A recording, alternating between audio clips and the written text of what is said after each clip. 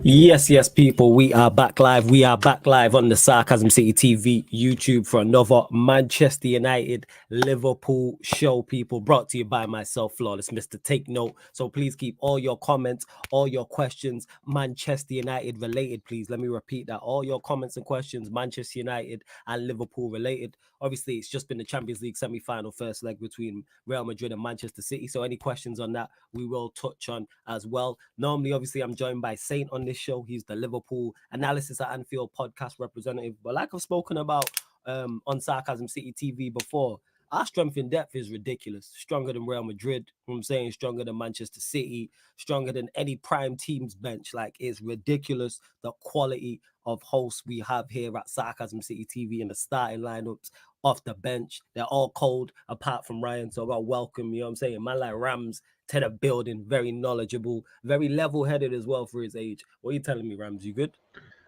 Yeah, man, I'm good. It's good to be back onto this show and here to chop up. It's been like an eventful couple of days for both our football clubs, isn't it? Yeah, facts. It has been you know what? You're right. It definitely has been an eventful last couple of games for both our football clubs. For me, for all the wrong reasons. For you, all the right reasons. So yeah, we'll start there. I titled this Liverpool a point behind Manchester United, who will finish in the top four. Liverpool on a row, 6 in a row. Manchester United have lost their last 2. Newcastle as well, all winning. Newcastle also winning games as well. So one of those 3 teams is gonna miss out. You weren't confident, no. When we spoke 2 weeks ago, you was not confident about top 4. Has that now changed because of your recent results?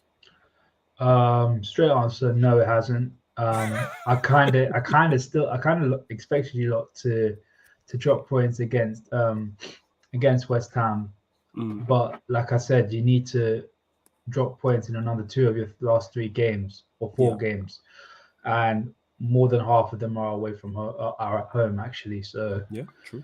If it was away from home, I would have a little bit more confidence. But it's the fact that your game away from home is against Bournemouth, and I'm not too convinced that they'll do something against you lot. So, like I said, it's a case of whether you guys have the bottle to do it, because literally everything is in your hands. You have the quality in your team to get you to top 4, and if you don't, then serious questions have to be asked about your players and especially your manager as well, man.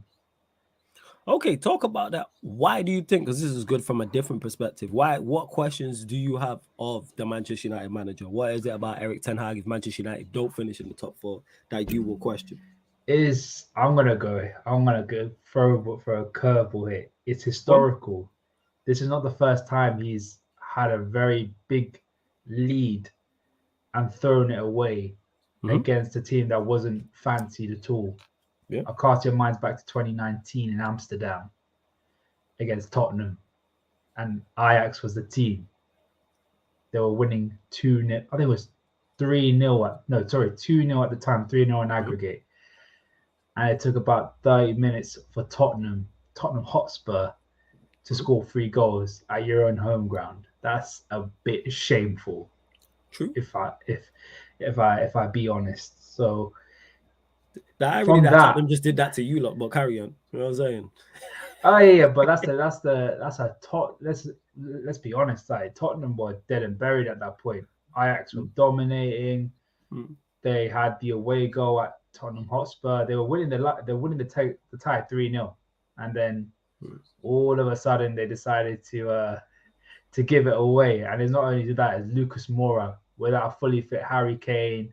I think Son wasn't fully fit at the time as well. So it was mainly their best players were the defense rather than attack. And Lucas Moura did his thing, man. So yeah, I think it's big questions. But the big question I have for Ten Hag this season is, talk about what is your halftime tea talks?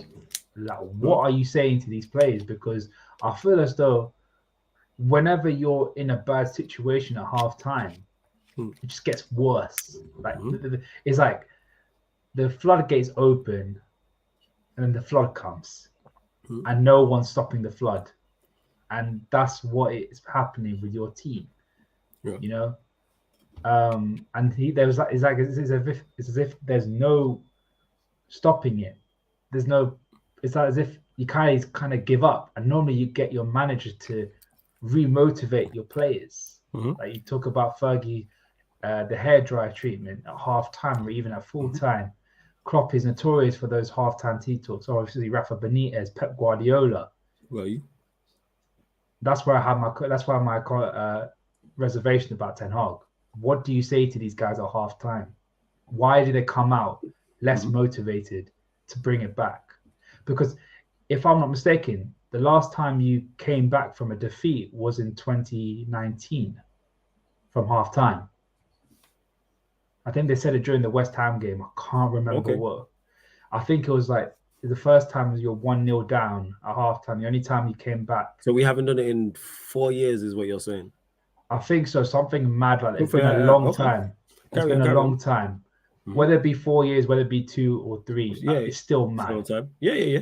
Right. A team like United shouldn't be doing that. That's the crux of the matter. You know. So that's my question. Like, what do you say to them? You don't. It's as if your team comes out, they as if their heads are all gone, and like, is this the mentality you want to be having as a club like Manchester United going forward? You need to fix that as soon as possible, because you're not going to win any trophies or the big trophies if you have that mentality. If you get what I mean? Yeah. What I'd say to that is, I don't think it's a mentality issue. I've said this before. I don't look at these players and think mentality is the main problem. You mentioned it there, and I didn't want to interrupt. And you said it's been since, well, someone's in the chat saying it's false, but whatever that stat is about Manchester United being worse when we've been down at halftime and it's been so long. You know what that tells you? It's the players. That's what that tells you. So the managers is a lack of quality. That's what it is. You mentioned Sir Alex Ferguson. You mentioned Jurgen Klopp. One thing both of those managers had when they was at their best was quality players. Because when Sir Alex Ferguson hasn't had quality players at times, Manchester United have struggled during his period. We've seen Klopp struggle this season. We've seen Klopp struggle last season in terms of... But he has come back. He has at times come back from losing position. Even with worse squads. I hear that, but this squad is not good. This is not a good team. This is not a good squad. It's not a decent team. It's not decent. It's not decent. Who's good? Like I say, if me and you was like to sit down right now and we're like, right, we're building the team to go challenge for top honors. We're taking 3-4 players max. I'd say that's being kind. 5. Okay, who's the 5? I think Casemiro's 1. What? I know we're going to disagree with this, but I think Bruno's another. Here we go. Go on, carry on. We're going to get onto that. We're going to get there. You know what I'm saying? Because we're going to run that back because we watched class midfielders today in that Real Madrid City first leg. But carry on. So we got Casemiro, Bruno. Who else? Who's the other? Rashford. Okay. Varane. Martinez. That's 5. How many am I? That's 5 already. 5. Yeah, that's 5. And I still, even though people take the piss, I think in time, Ante may be that player. Okay, but he's not that now. We're not talking about in time. We're not talking about in potential. So like I said, that'll be the 6th player. But if we're building a team to win it, none of these men are going in first. None of these men, you're like, yes, you're not fighting for any of these men. Casemiro, Martinez, Varane, that's it. Yeah, so 4. Rashford. Okay, so even if it's 5, which I disagree with, 5 out of 30 is a terrible return. But even then, if you could argue, even with Liverpool's best team, probably outside the 11 was basically nobody else that I'd say I'll fight for. Hear what you just said? Outside of the 11. You had 11 top-class to world-class players. The difference is between the team that we were challenging for, the team I'm thinking of is 2019, 2018. And your team is that we were at the more or less the end game of our team. You're at the start. So you've already got players in there. If I went back to 2015, I would have said none of these players I'm going to be fighting for. Probably the only one is Coutinho. That's it. Okay, who did Klopp keep that was there when he got there? Who's a non-Klopp buy that he bought? Okay, so Fabinho, who else? No, sorry, Firmino, Coutinho, Lallana, No. That was a part. No. That was a. But let me change that. He was a part of Klopp's success. That he didn't buy. That Milner, 11 you just mentioned. So Milner, who was a squad player. Henderson, no, not in our successful period. He was actually played most of our games that season. So what was your starting? What was your starting front? What was your middle three? The middle three, the most of it was Fabinho, Milner, and Wijnaldum. Okay, so no Henderson. All right, so Milner. Henderson, because Henderson came from an injury and he came back. Okay. So your successful period. So Milner, I'm sure Henderson had a successful period. He was there. The period that we're talking about, the same period, 2018, 19. I'm saying the two times the time you won the Premier League that season, the time you won the champion. So we've got Milner, we've got Henderson. Who else? Firmino. Okay, that's 3.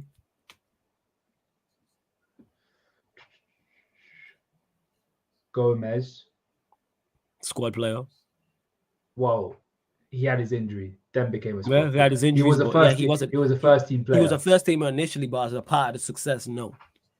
You had that one season, so you say so we can throw Gomez in there if you want 4. Who else?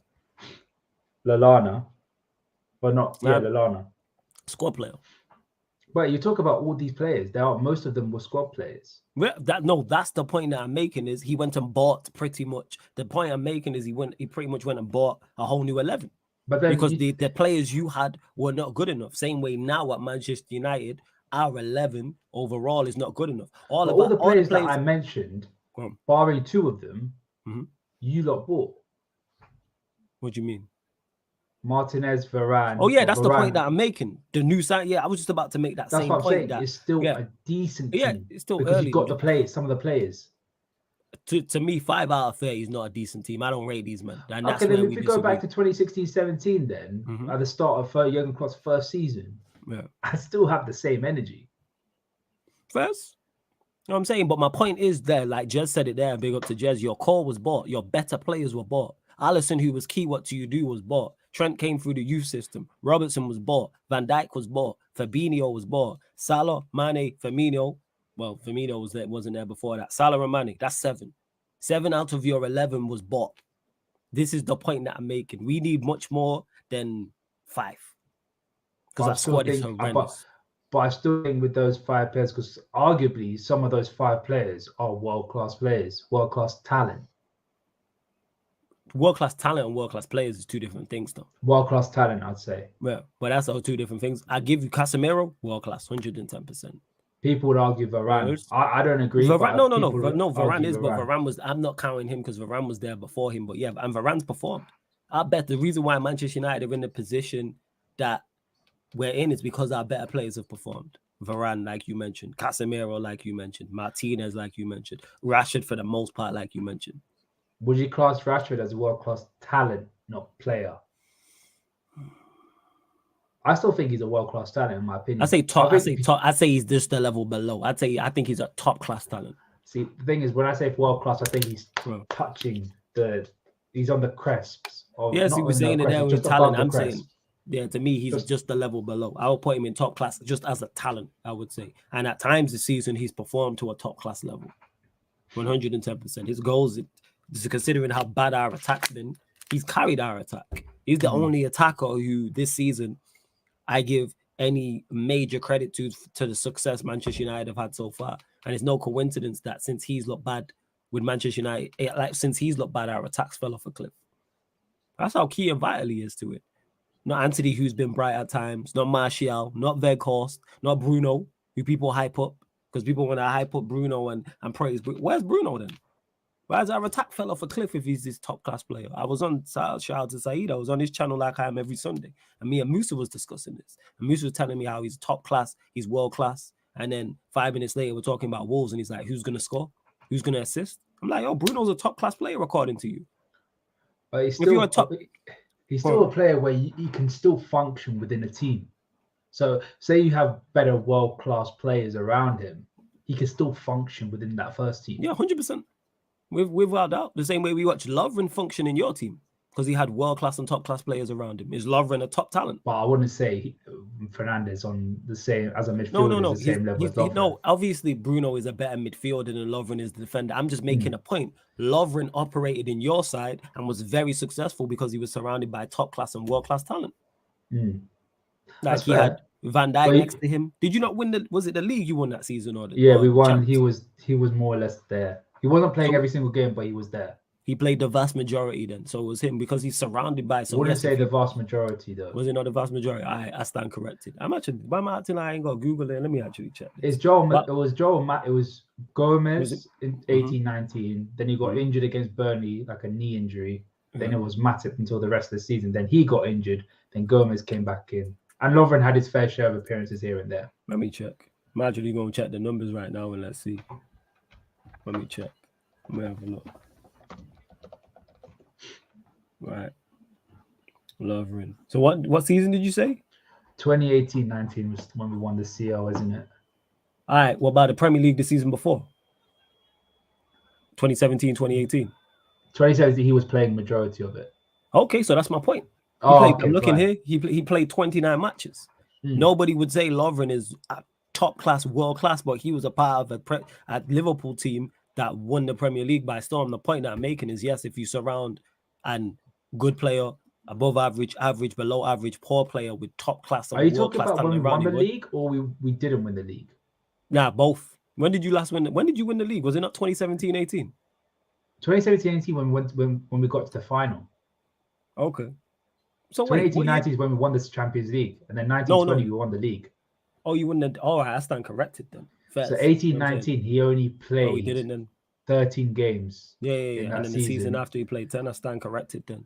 And then 19-20 he played 10 games. The point that I'm making though is that if you surround, yes, you're right. If you surround players with better players, of course they'll function better. But that don't make them a top talent. The thing is, what I mean by I say a decent team, I still think with those players that you have, it's still good.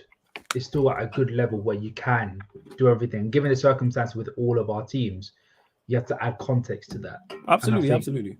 Yeah, I think you guys, that's why I say you guys are a decent team. But you're still building. There's still work to be done. Oh, yeah. There's still plenty of work to be done. But my point is when people say it was a decent team, go look at our performances. Yeah, but obviously you have, when we were playing, we had our fair share of performances where sometimes we played really well and sometimes we played really, really badly. Like 2016-17, people forget that our second game of the season, we lost 2-0 to Burnley, who were recently promoted. Like you will always have those situations, you know, and it's understandable. Like you obviously have inconsistent performances at times, but I'd still class as a decent team, not a good team, but a decent team. So when you say it's a decent team, to do what exactly? So if we're giving a rate, what's the team doing? What's the team not doing that you think it should be doing? Well, one thing for sure, you should be comfortably in top 4. You should be comfortably in top 4. If you're a good team, you should be comfortably in top 4. But we're not a good team. Did you have us in top 4 at the start of the season? No. So, but I had you close. You had us 5th. Sorry. You have us 5th. I had you 5th. Okay. Your expectation of this team is greater than mine because I did not have us 5th. It was either two situations. Did I have you 5th? 5th or 6th, but I said it will be a very, very close top 4, like 4 points separates 5th. I'm guessing the 4 was City, Chelsea, Liverpool, Spurs. Not in that order, but I'm guessing it was City, Liverpool, Tottenham, Arsenal, but it will interchange because I said they're getting Champions League football next season no matter what. So if they get top 4, they're not winning Europa. If they don't get top 4, they're winning Europa League. And Chelsea were hovering around 4th and 5th as well, and then it was you guys. But I did say it was going to be a close, very, very close. We just have a difference of opinion in regards to the team, then, and that's why I'm asking you questions to figure that out. The level you think this team is at is much better than what I think it's at. Because one thing's for sure. When you lot signed Casemiro, I was probably one of the few Liverpool fans that was saying you guys got yourself proper DM who could do the dogged work. And I kept on telling people there's a reason why Casemiro kept Fabinho out of the Brazilian team. Yeah. And he'll prove it. And look what he's done. Yeah. It's one of them ones. Like I because of the talent that you have, some of the talent you had, I expected you to kind of do a little bit of something. I didn't think you'll win a trophy, but I think you'll challenge for top 4. Fez? You know what I'm saying? That's Fez. You lot continue to get your questions in. Please keep them Manchester United or Liverpool related. Share this across all the socials as well. I need you lot to do that. So like, check 1212. We are at 20 likes and there's over 30 of you lot in the building. So let's bump that up to 30 likes. Large up everyone. Make sure you share this across the socials at Sarcasm City TV. Make sure you follow Rams as well. I tagged him up on the Twitter, so make sure you go follow Rams. And on top of that, hit the subscribe button as well. We're at 6,404. We're only looking for, let me just refresh the screen, 1 new subscriber. And this is why I have Rams on, because Rams, very knowledgeable, very slick, and he be saying stuff, and I'm like, you got a point. Like, that's what I like about Rams. Like, I'll say something, and he'll if he disagrees with me, he'll make me see it from his point of view. I know where he's coming from. He ain't going to be loud and talk nonsense. He'll be like, nah, but this, and that. So I'm like, all right, that's fair. Even if we agree, or just like we've just disagreed on the level of this team, which is cool. We disagree on Bruno, which is also cool. And big up Black Diamond as well, who says, no one is beyond critique, especially Ten Hag. People need to understand that. That's true. The reason why I don't get on Ten Hag heavily is because I do not rate this team. Simple as that. I don't rate the vast majority of these players. I've said it for months now. I've critiqued our performances, even when we've been winning. But again, not you, Black Diamond, because this ain't aimed at you. But people look at the stat in the top left-hand corner and then mirror that up and connect that to a performance. Like I said, you can win a game 3-0 and perform poorly. You can lose the game 3-1 and perform well. We just played Brighton back-to-back in close proximity. The game that we won, we performed worse in. But because we won the game and it was an FA Cup semi-final, nobody's talking about the performance. But then when we play them and we lose and we only lost because of Luke Shaw's mistake, all of a sudden people are talking about all the players. I don't like it. Peter keeps saying it. I mean, Peter said it first and I continue to say it. Results-based analysis. Too much results-based analysis. If Luke Shaw doesn't make that mistake, the criticism of players and the criticism of Ten Hag wouldn't be as much. And it still should be. Not so much Ten Hag, I'm talking about the players. Someone tweeted, I seen a tweet yesterday, and someone said they quote tweeted, and it was of like the Carabao Cup final. That's what it was. Carabao Cup final. And somebody said, take me back. And then someone quote tweeted and said, we didn't even play too well in that game. You know what we were and what we've been all season? Defensively sound. Because we've been so defensively solid and defensively good, we've managed to keep more often than not, keep clean sheets. That's why De Gea's got the clean sheet record currently right now. All of our better players outside of Rashford have been defensive players. But now that Martinez and Varane out there and our defense isn't as solid, we're starting to leak more goals and we're not scoring going forward either. Like, we perform average overall, but the defense would perform well. Because if you ask most people, will say, oh, if United don't finish in the top 4, it's a poor season or whatever. But most people say Martinez has had a fantastic season. Varane's been good. You know what I'm saying? Luke Shaw playing as a centre-back's been good. Wan-Bissaka's been our most improved. Malacia has been solid. Delow's been okay. It's like I said, it's our midfielders and attackers that has let us down. And I've mentioned that, how we're so much better defensively than we are going forward. But now that's not there. Because I think if Martinez... Call this season then? So far, a good season. It's been a good season. If you missed out on top 4. A good season, a successful season with a very disappointing end. Because I don't jump up and down for top 4. Fair play. The way you just twisted yourself out of that, yeah, fair play. Yeah, it's like that. And people don't like that. Like, oh, why are you saying that? Like, because I had my expectations at the start of the season. Yes, expectations change as the season's going along, 110%. But one, I don't jump up and down for top 4. If somebody said to me right now, I'll give you the FA Cup, but you'll finish 5th, I'm taking that deal. Someone said you can finish 6th and you win the FA Cup. I am taking that deal. 100%. Give me a domestic double and 5th over a Carabao Cup and 4th. I don't trust being in Champions League with these lot, even if we got Qatari takeover and we got new players, because we're not going to get a whole new squad. And we've been embarrassed in Europe. And again, this comes back to scorelines. We got the last embarrassed thing in you Europe. want is to buy and you scored in such a short space of time as well. If it don't work out, then back to square one again. Like you have to start getting rid of those players and try and fill in try and clean up the mess that you already made. Plus, on top of that, buying talent in certain areas that you need filling up in. We saw it with Tottenham. We saw it with Chelsea. Yep. Mm-hmm. Yep.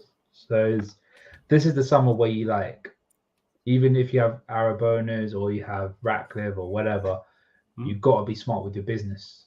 Yes. And we've been embarrassed in Europe. We got embarrassed against Sevilla this season. Last season against Atletico Madrid in the Champions League, because we lost 2-1, it's not spoken about. It was embarrassing. I was embarrassed watching that because their also runs are not very good. Go on. Do you think it's because of how bad you were that season that people were like, oh, we're not going to beat Atletico? No, because people were confident of us going against Atletico Madrid, 1 and 2. Here's what it is. If we lose that, how we lost to Sevilla, people would have spoken about it more. But because it was only 2-1 on aggregate, it doesn't seem as bad. The Atletico Madrid, here's the thing is, the Atletico Madrid performance, I'm guessing you watch both. The performance at home to Atletico Madrid was not too far away from the performance away at Sevilla. They were both shot. They were both poor. Yeah, Atletico didn't at home. bother I'm talking about, and we still just gave them up a goal. That's the point I'm making. A poor performance is a poor performance, but because we lost 1-0 at home and we lost the other 3-0 away, people don't equate it to the same. They were both. I was embarrassed. I'm still not over the Sevilla one. I'm still pissed about it now. No, but if we're talking about just fans in general, talking about United, do you think they just didn't care because of how bad your season was? Like, oh, we expected Atletico to beat them because of reputation. Nah, because like I said, I think the vast majority, I'm saying, and people could say, oh, you're wrong. I don't know all fans, but I think the vast majority of outrage from fans comes from results. Like when you lot, you know what's crazy? When you lot packed us. That performance that we put in against you lot is not too far away from other performances, but because it was you lot and it was 7, and if you keep giving the ball up to quality, you concede, people are going to act like, oh, you need to get. I just mentioned the Brighton games. Go watch the 2 Brighton games. The one we won, we played worse in. The one, at least in the first half against Brighton that we lost, we lost by a last-minute penalty that people are overlooking. That was our mistake. 2, in the first half, we actually did okay. So what's the difference if we're talking on United, what's the difference between having these performances but getting over the line? What's the difference for you to say it was a tough win, but we still won? Because that shouldn't be the norm. That should be an exception to the rule. That should be a one-off where it's like, yo, United played terrible today and we won. So often, obviously, I'm gassed about results and I can see what Ten Hag's doing and I can see the quality of certain individuals and I can see players improving. But performing average or performing poorly eventually catches up with you, and that's why we've been battered at times. Not always scoreline, couple times scoreline. You lot did it to us, City did it to us. Like they're the 2 that stick out. But there's other times where we've performed poorly, and people are like, "Why your man Bruno Rams?" People have been on me. My man, but yeah, go ahead. That's your man's, yo. You said you take him in a title winning side. Don't backtrack now. That's your man's. You said you'd have him in the first choice number 10 and that. You know what I'm saying? The number 8, but you can. First choice number 8 in it. You know what I'm saying? I'll take. You lot can have him. You lot can have him in your title winning side. It can work. It can work. I guarantee you this. I've said this already. I've said this. If he's a part of any title winning side for Manchester United, he's our worst midfielder. Is he Manchester United's best midfielder now? Cool. He's our Jordan Henderson. If you want, yeah. Why not? Yeah. Nobody calls Jordan Henderson world class. He's a Darren Fletcher. Hey, don't disrespect Darren Fletcher. Don't do that. Don't disrespect Jordan Henderson. Henderson's just like Fletcher. How am I disrespecting Jordan Henderson? I'm saying he's yours because nobody calls him world class. But you gonna sit here. Yeah, so he's like he's your Darren Fletcher then. Yeah, but Darren Fletcher was never a star anyway. Yo, you're talking to someone who's I might look young, but you're talking about someone who remembers Darren Fletcher coming through and playing. You can't try. See, Rams tries to be slick. This is why I fucks with him though. You know what I'm saying? As he tries that shit, you know. This is why I fucks with him. Yeah, Ed, of course certain Liverpool fans are going to call him, but my point is nobody bar Manchester United fans calls him world class. But all of a sudden he's top class. But then when we're struggling to create and go forward, I'm looking at my number 10. Same way, if you're conceding a lot of goals, everybody's looking at the defense. Even it might not necessarily be just on them. Let Manchester United have get packed 7 and Maguire was playing. Where's the vast majority of that blame going? Maguire. Whether he's at fault or not, he's getting the vast majority of the blame. That's the point. Like, that's how it works. But people don't want it to work when it's a player they like. That's how it should. No, it shouldn't work like that. But when it's a player somebody dislikes, they'll do that. It's easy to scapegoat. And then that takes away from their argument when a player who is poor has a decent game. If Maguire has a good game, I'll say he had a good game. Like Bruno. When Bruno plays well, I credit him and say, you know what? Bruno was good today. And normally what will happen on the shows is people will say, before I even get to it, people are like, oh, you're going to talk about how good Bruno is. Well, I didn't even get there yet. But when he performs piss poor, like he did against West Ham and Brighton, silence. Crickets. That's off with FSG.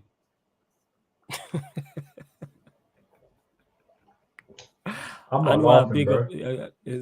I said, hey, man, I'm FSG in, so that's why I'm laughing. Of course you are, bro. Yeah. Enemy of progress.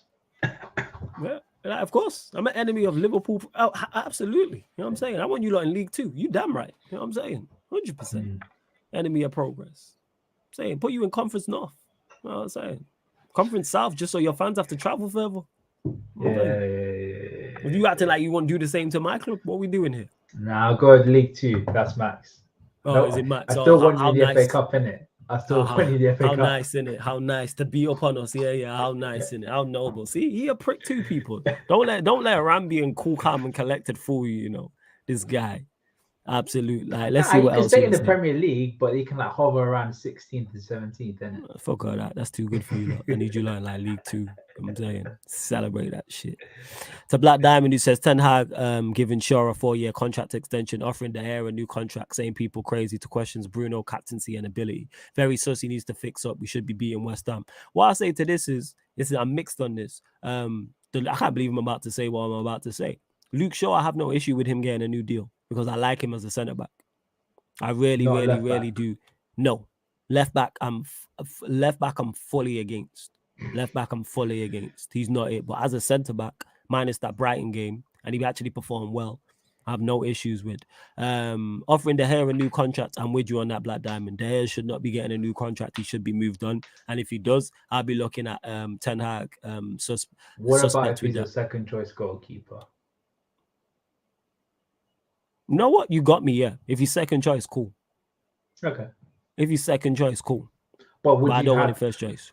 When we talk about wage structures, would you have someone on that amount of wage as a second choice goalkeeper? Yeah, because it's not my money, so I don't care. Because one, it's not my money, I don't care. And two, with being on that wage and not playing, he'll eventually want to leave. Eventually, he'll force a move, yes. Who do? I think he might do a Shay Given, you know. Well, what did Shay Given do? Oh, he took the paycheck and he never played for Man City ever again. I don't see him because the thing is with David De Gea, he's still good enough to go and play at a top Europe. He's good enough to play in a top European league. He's definitely like a Spanish club would definitely come and pick him up. I could see him going back to Spain. I could see him going to a France. I could see him going to Italy. Not necessarily a Champions League, but Europa League or lower. Absolutely. Inter Milan. Absolutely. He wouldn't take that back. He won't go Inter. Nana's actually doing well for them. But yeah, but like he definitely would. But yeah, him as a number 2. People are always talking wage structure, yo. Like we're not gonna have a perfect summer in regards to getting with the wage structure. So therefore, I would have, as long as he's not first team, I don't care. Like I said, it's not my money. Just to make sure, yeah, I'm not comparing David De Gea's quality to Shay Given. I just remember when I was a kid, Shay Given was a top quality goalkeeper. And the fact that Man City bought him and they never played him. And I always used to remember because one of my teachers was a Tottenham fan. And I said, you should go and buy Shay Given because he's a top quality keeper. And he's like, he won't leave. He's on such a big contract. Why would he want to leave? He'll be on good money, sitting on the bench, doing nothing, living his life. Well, 100%. That's why I think De Gea might do that, you know. I don't know. Yeah, maybe, but I could see him going back. HKN, I'm going to get to that comment as well. But saying people crazy to question Bruno's captaincy and ability, I understand why he's doing that. Don't never ever criticize your players in the press. I'm against that. Don't criticize your players publicly. You know what I'm saying? I never ever against that. That's like me and Ram having an issue, and then I mention it publicly on Twitter. There's no like that does nothing for that. Like that's dead. You know what I'm saying? Like unless you I want to think do like a fake beef, which is it's a fake beef which is I'm not on the same wrestling, but like and for his morale as well. Say he comes out Black Diamond and talks honestly, and like how we talk about Bruno. That does nothing good for Bruno. That does nothing good for the team. That does nothing good for the team morale. And then eventually, if we're trying to sell him, that's nothing good. Right? The manager's just slated him. We need to be hyping him up. I understand. Like, this is an asset. Why am I going to talk down on my asset even if I don't rate him? Do I believe Ten Hag is not slated Bruno? I disagree with that. You know how I know he don't rate Bruno like that? Because he be moving him about. I've seen Bruno play wide right. I've seen Bruno play wide left. There's a reason for that. Because he knows Bruno can do a job elsewhere as well. That's just me. So, yeah, I don't take into consideration what managers say publicly when it comes to don't slate your players publicly. Privately, yes. Publicly, nah. But would you have Shay Given as your captain? That's also not Shay Given. Bruno Fernandes as your captain. After this season, no. The reason why I wouldn't have changed it, I wouldn't have him as my captain, no. But I think people overestimate the captaincy. I don't think it's as important as people make out. If a player has captain-like attributes and captain-like tendencies, he's going to display those. People have said, oh, Martinez should get the captaincy. Martinez isn't going to get the armband and then do more. That's just Martinez and how he is as a player. Casemiro's not going to get the armband and do more. All the successful captains Manchester United have had were captain-like before they got the armband. Gary Neville was a captain before he got the armband. Roy Keane, the list goes on. Like, I always thought your captain was your lieutenant, was a manager's lieutenant on the field, or your general in the midfield. You get what I mean? As in, he's your second in command. Well, loosely, your second in command, and he's like the spitting image of the manager to the players on the pitch. Do you see Bruno being that kind of player? No, because he's just not good enough. I don't think it's through a lack of effort. We discussed it when you were here trying to when we did you people, you can run it back 2 weeks ago when I asked Rams what's Bruno's passing on a scale of 0 to 10, and he said 8. So I said, what's Modric? And he said, did you say 9 or you say 10? Yeah, like a 9.5. He said 9.5. So I said Bruno's passing is just 1.5 less than Modric, and he laughed when I said that. You can go back. He's laughing now. You know what I'm saying? And he's like, yeah, I see what you did there. Because when we start comparing Bruno to other top quality midfielders, he looks daft. He doesn't hold up whatsoever. Well, it's like we hold him to a pedestal, but then when you think his we compare him IQ to he's not good enough. With him, what do you mean? Or do you think, because I did a little bit more research into it, and I'm like, perfect example is Iniesta is an incredible passer of the ball. But he never had the tendency of just playing the through ball every single time, because he always wanted to make sure it was either 100% or nothing. That's how he played. And at some point where he felt when he could thread an eye through the needle pool and he thought he could cut it open and he thought that was 100%, he was like, yeah, I'd do it. Do you think Bruno is more the case of, if I see an opportunity, I'm just going to take it, just do it every single time? Is that what you're not rating him, or is it the fact that he just doesn't have a good passing range? All of the above. And his passes are all the same. They're all of the above. He don't take care. Like, people think just because you're playing ball and a pass is successful means it's a good pass. No, it's not. Just because a pass is a good passer of the ball. Absolutely. Well, you could argue that he's very much trying to thread the eye through the needle ball, and most of the time it don't work. Again, that's not my criticism of Bruno. It's not the through balls. That's never been my him. Well, you could argue that Trent doesn't take care of the ball that well. From what I've seen, he takes care of it better than Bruno. What do you mean by take care of the ball? When I think of take care of the ball, hear the thing when I say that, I'm talking about decision making and carelessness. When the pass is not on, if an attacking midfielder goes to play a through ball and the through ball's on, I go, cool. I have no issue. But it's where the through ball's from. If you're into your defensive third, why are you trying to play a through ball?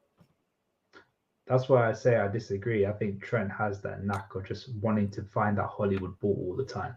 Okay, maybe you can get us at that. I guess. Let me just get to this quickly and we're going to continue this chat. Big up to HKM Music for the super chat says.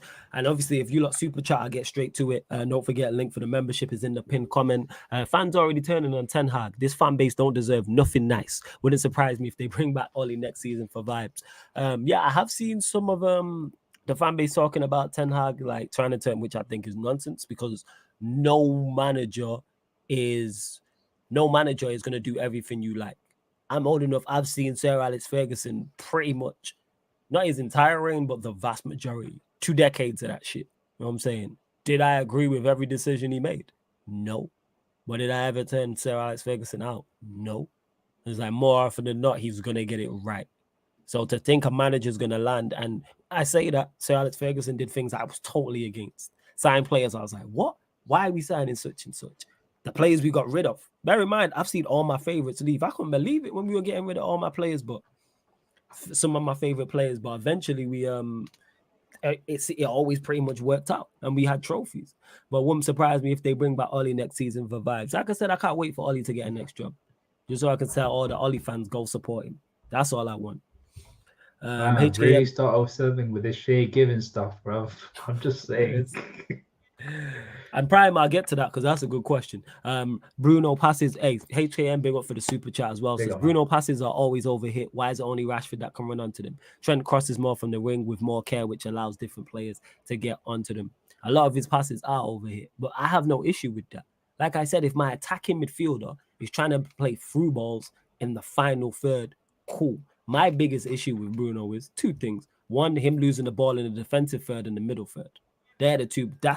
That right there is one of my major issues with him, where he's losing the ball. Secondly, sometimes the pass is not on. If you cross and the cross is on and you overhit the cross, I go, you know what, fair dues.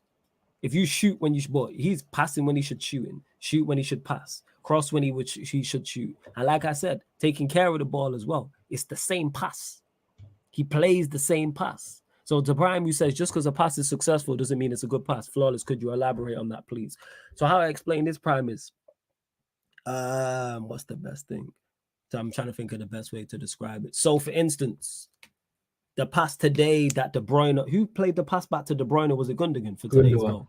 Yeah. All right. So Prime, my point is, if Gundogan doesn't play that pass perfectly, De Bruyne can't just run onto that and strike it. If he fires that into De Bruyne has to take a touch, and then he probably gets closed down by Modric, and Modric don't score. And then De Bruyne don't score. That's the point I'm making. Same way, Prime, if me and you are playing ball, Prime, and I play a through ball to you, but I slightly overhit it, and you have to take, rather than if I play the pass correct, you can one-touch shoot. But because my pass is overhit, you have to control it, the defender gets across. That's classed as a successful pass because it's made it to you. Take care. Some passes need to be drilled. Some passes need to be floated. Some passes need to be dinked into you. Some passes you need right in front of you. Some passes you need right to feet. The list goes on. Like I said, I used the game today. If Gundogan fires that pass into De Bruyne to the point De Bruyne has to take a touch, he doesn't score. But it's still a successful pass because De Bruyne has controlled it. See, this is why I differ with you when it comes to taking care of the ball. I say taking care of the ball is your more or less your decision making, and you're more focused on the vision of the player, whether you can see a ball, see the player in space, or has the awareness to make the right ball to either keep possession or even to slow the game down or even do whatever in order to influence the game. That's what I mean, taking care of the ball.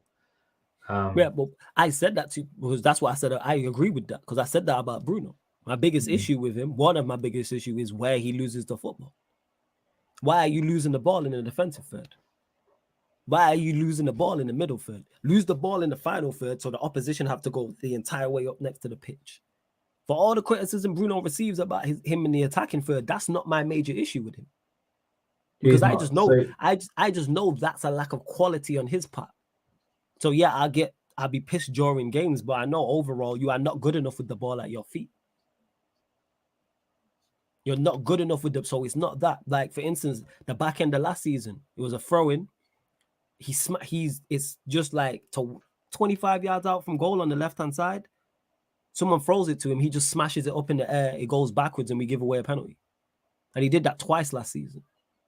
That's what I'm talking. What are you trying to do? The pass is never on. Control the ball and bring it down. That's carelessness. That's what and he does that far too often. But because it doesn't concede a goal, I can use that one because it resulted in McTominay having to give away a penalty. But he does that often. But when it's bailed out, people don't mention it. Right? No, that's an issue right there. That's definitely an issue. Yeah, Prime. When I say the pass was successful, that means I made it to the man. So you can look at someone's stat sheet and it says, right, they made 25 out of 27 passes today. I think the best example you're trying to give is last season, the FA Cup final. I think Pulisic should have played a ball to Alonso, but he played it so poorly that he had to miscontrol it and had to angle his body to try and score. And Alisson was just quick enough to get off his line. Is that what you mean? That type of shit, yeah. Like putting your teammates in. I always use Eriksen as a prime example. One matters, another one who they play passes with purpose. They don't play the same pass all the time. Go back and look at Manchester United, Arsenal, the 3-1 at Old Trafford. And 2 out of the 3 goals, Eriksen played a part in.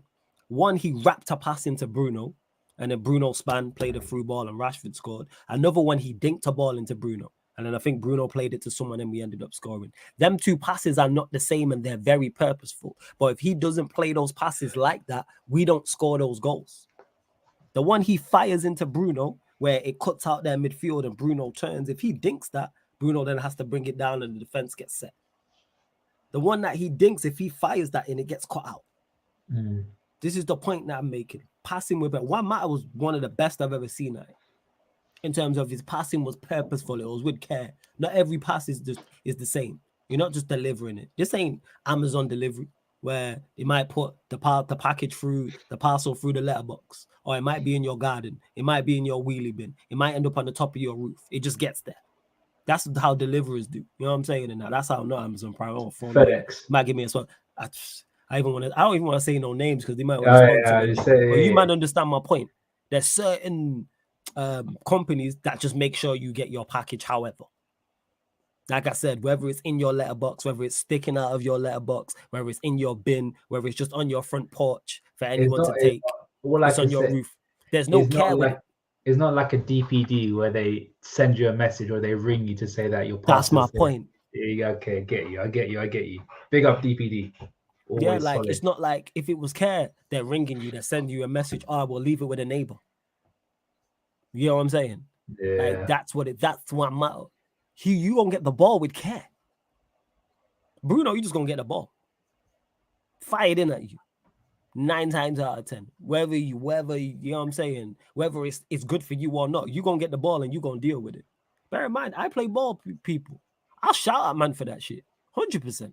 I've done it. I tell man, don't fire the ball in at me when I've got a man up. Don't do that. Help me, help you, help us. Who do you think I am? To hold off a man and control the ball and then play it. Oh, you better play the ball into my feet. Right, well, what we doing here? We played ball long enough. Like I joke about it with one of my fullbacks. I've been playing ball for years with the same team. One of the fullbacks I've known over a decade. And we be running banter about it all the time because I say, yo, just play me a simple pass. Fired in, fire high, fired in the ball at me every single time. Control that. Yeah, Jess says, shout out Royal Mail. Big up to you lot, over 50 of you lot in the building. Right, 39 likes, get us up to 50 likes. Continue to get your questions in. Manchester United, Liverpool. We spoke on it, so we spoke on him, so we'll speak on this. Warrior J says, Rams, question. Last time you were in the show, I think you said you were not a fan of Trent Alexander-Arnold's new role.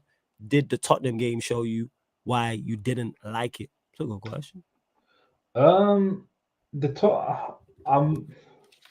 It's difficult because I don't see Trent playing as a midfielder as a long-term solution. I just don't think he has the tactical awareness to play that position. But there's always these moments where you're like, oh, okay, you can do this, or you got a little bit of something about you in the midfield. My main issue with the actual situation of him going inverted is the fact that we're still so susceptible. If not, we're worse. We're even more susceptible going in defensive transitions because now either Konate or Matip doing 2-man's job, which is incredibly suspect when it comes to us defensively. I don't know how we got 2 clean sheets in a row, but we got 2 clean sheets in a row. My main issue with Trent being in this role is because there's no body there in that right back position, covering what he's doing. I want the way that Trent defends is like a midfielder. If you see his statistics, interceptions, it's very, very high. Defensive presses, very, very high. And just the way he plays is very aggressive nature. His defending is very aggressive, like you want it to be as a midfielder. But all the other stuff on the ball, the movement, the tactical awareness, the ability to take the ball and do a little spin and turn and run and carry the ball over to the opposition penalty area. Does he have that? I don't know. I'm not truly convinced. But the passing range and his ability with the football, it cannot be denied. He's so good. You don't want him to play as a right back. You want him further up the pitch. So that's why it's a bit of a difficult conundrum, because I wouldn't say I'm not truly a fan of Trent. The reason why I'm not Ram's a fan pulling of out the big words like conundrum. I've not heard conundrum used in a footballing sense. I just watched that. I just watched Countdown this morning. So we see you big up you with the box, man. You know what I'm saying, in the back, looking all. You know what I'm saying, and then I watched it for 30 seconds and I cut the TV off. I got bored already. That's how it was. But yeah, it's my main issue was purely a tactical situation. Tactically, it's no balance at all. He's just trying to cover up what we can do. And I'm all for it until the end of the season. But next season, we need to sort it out, because if we don't, expect another season like this. I really don't like how it's going. But that's my opinion. Maybe Klopp has a different plan, but it needs fixing, in my opinion. Yep. And the thing is, most Liverpool fans will agree with me. Most Liverpool fans will say this inverted fullback situation, we can do with it for the next 3 games until the end of the season. But we need to fix up. We need to fix this formation and our style of play, because we are so susceptible on the counter attack. Like Mbeumo scored a goal. Let's not forget, Mbeumo put the ball in the back of the net. It's the fact that Van Dijk stopped his run that he ended up getting called offside. Like Harry Wilson had a couple of chances. Vinicius had a chance as well. True. Like it's really something that we need to fix up on during pre-season. I hear exactly what you're saying there. Let's see what else you lot. Time where I said, yep, the cup runs affected our league form in the running. No, it didn't. I don't think it affected our league form. I don't think the cup runs did. How come it's not affecting West Ham's running, who have been playing 2 games a week for however long? They took point. They beat Manchester United. They took points off Arsenal. Thursday. And they've been playing Thursday, Sunday. Like I said, this mentality, tiredness, excuses. Is it factors? Yes. Do I think it's the major reason? No. The major reason is these players are just not that good. That's what it is. And I will stand on that. Yeah, go on, Ram.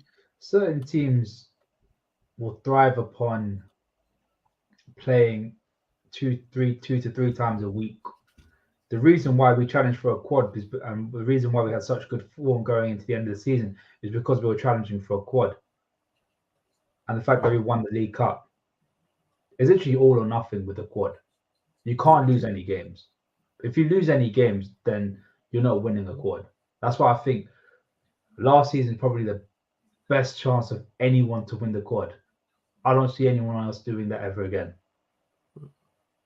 Maybe when I'm about 70 or 80 years old, probably. But I don't see it happening again.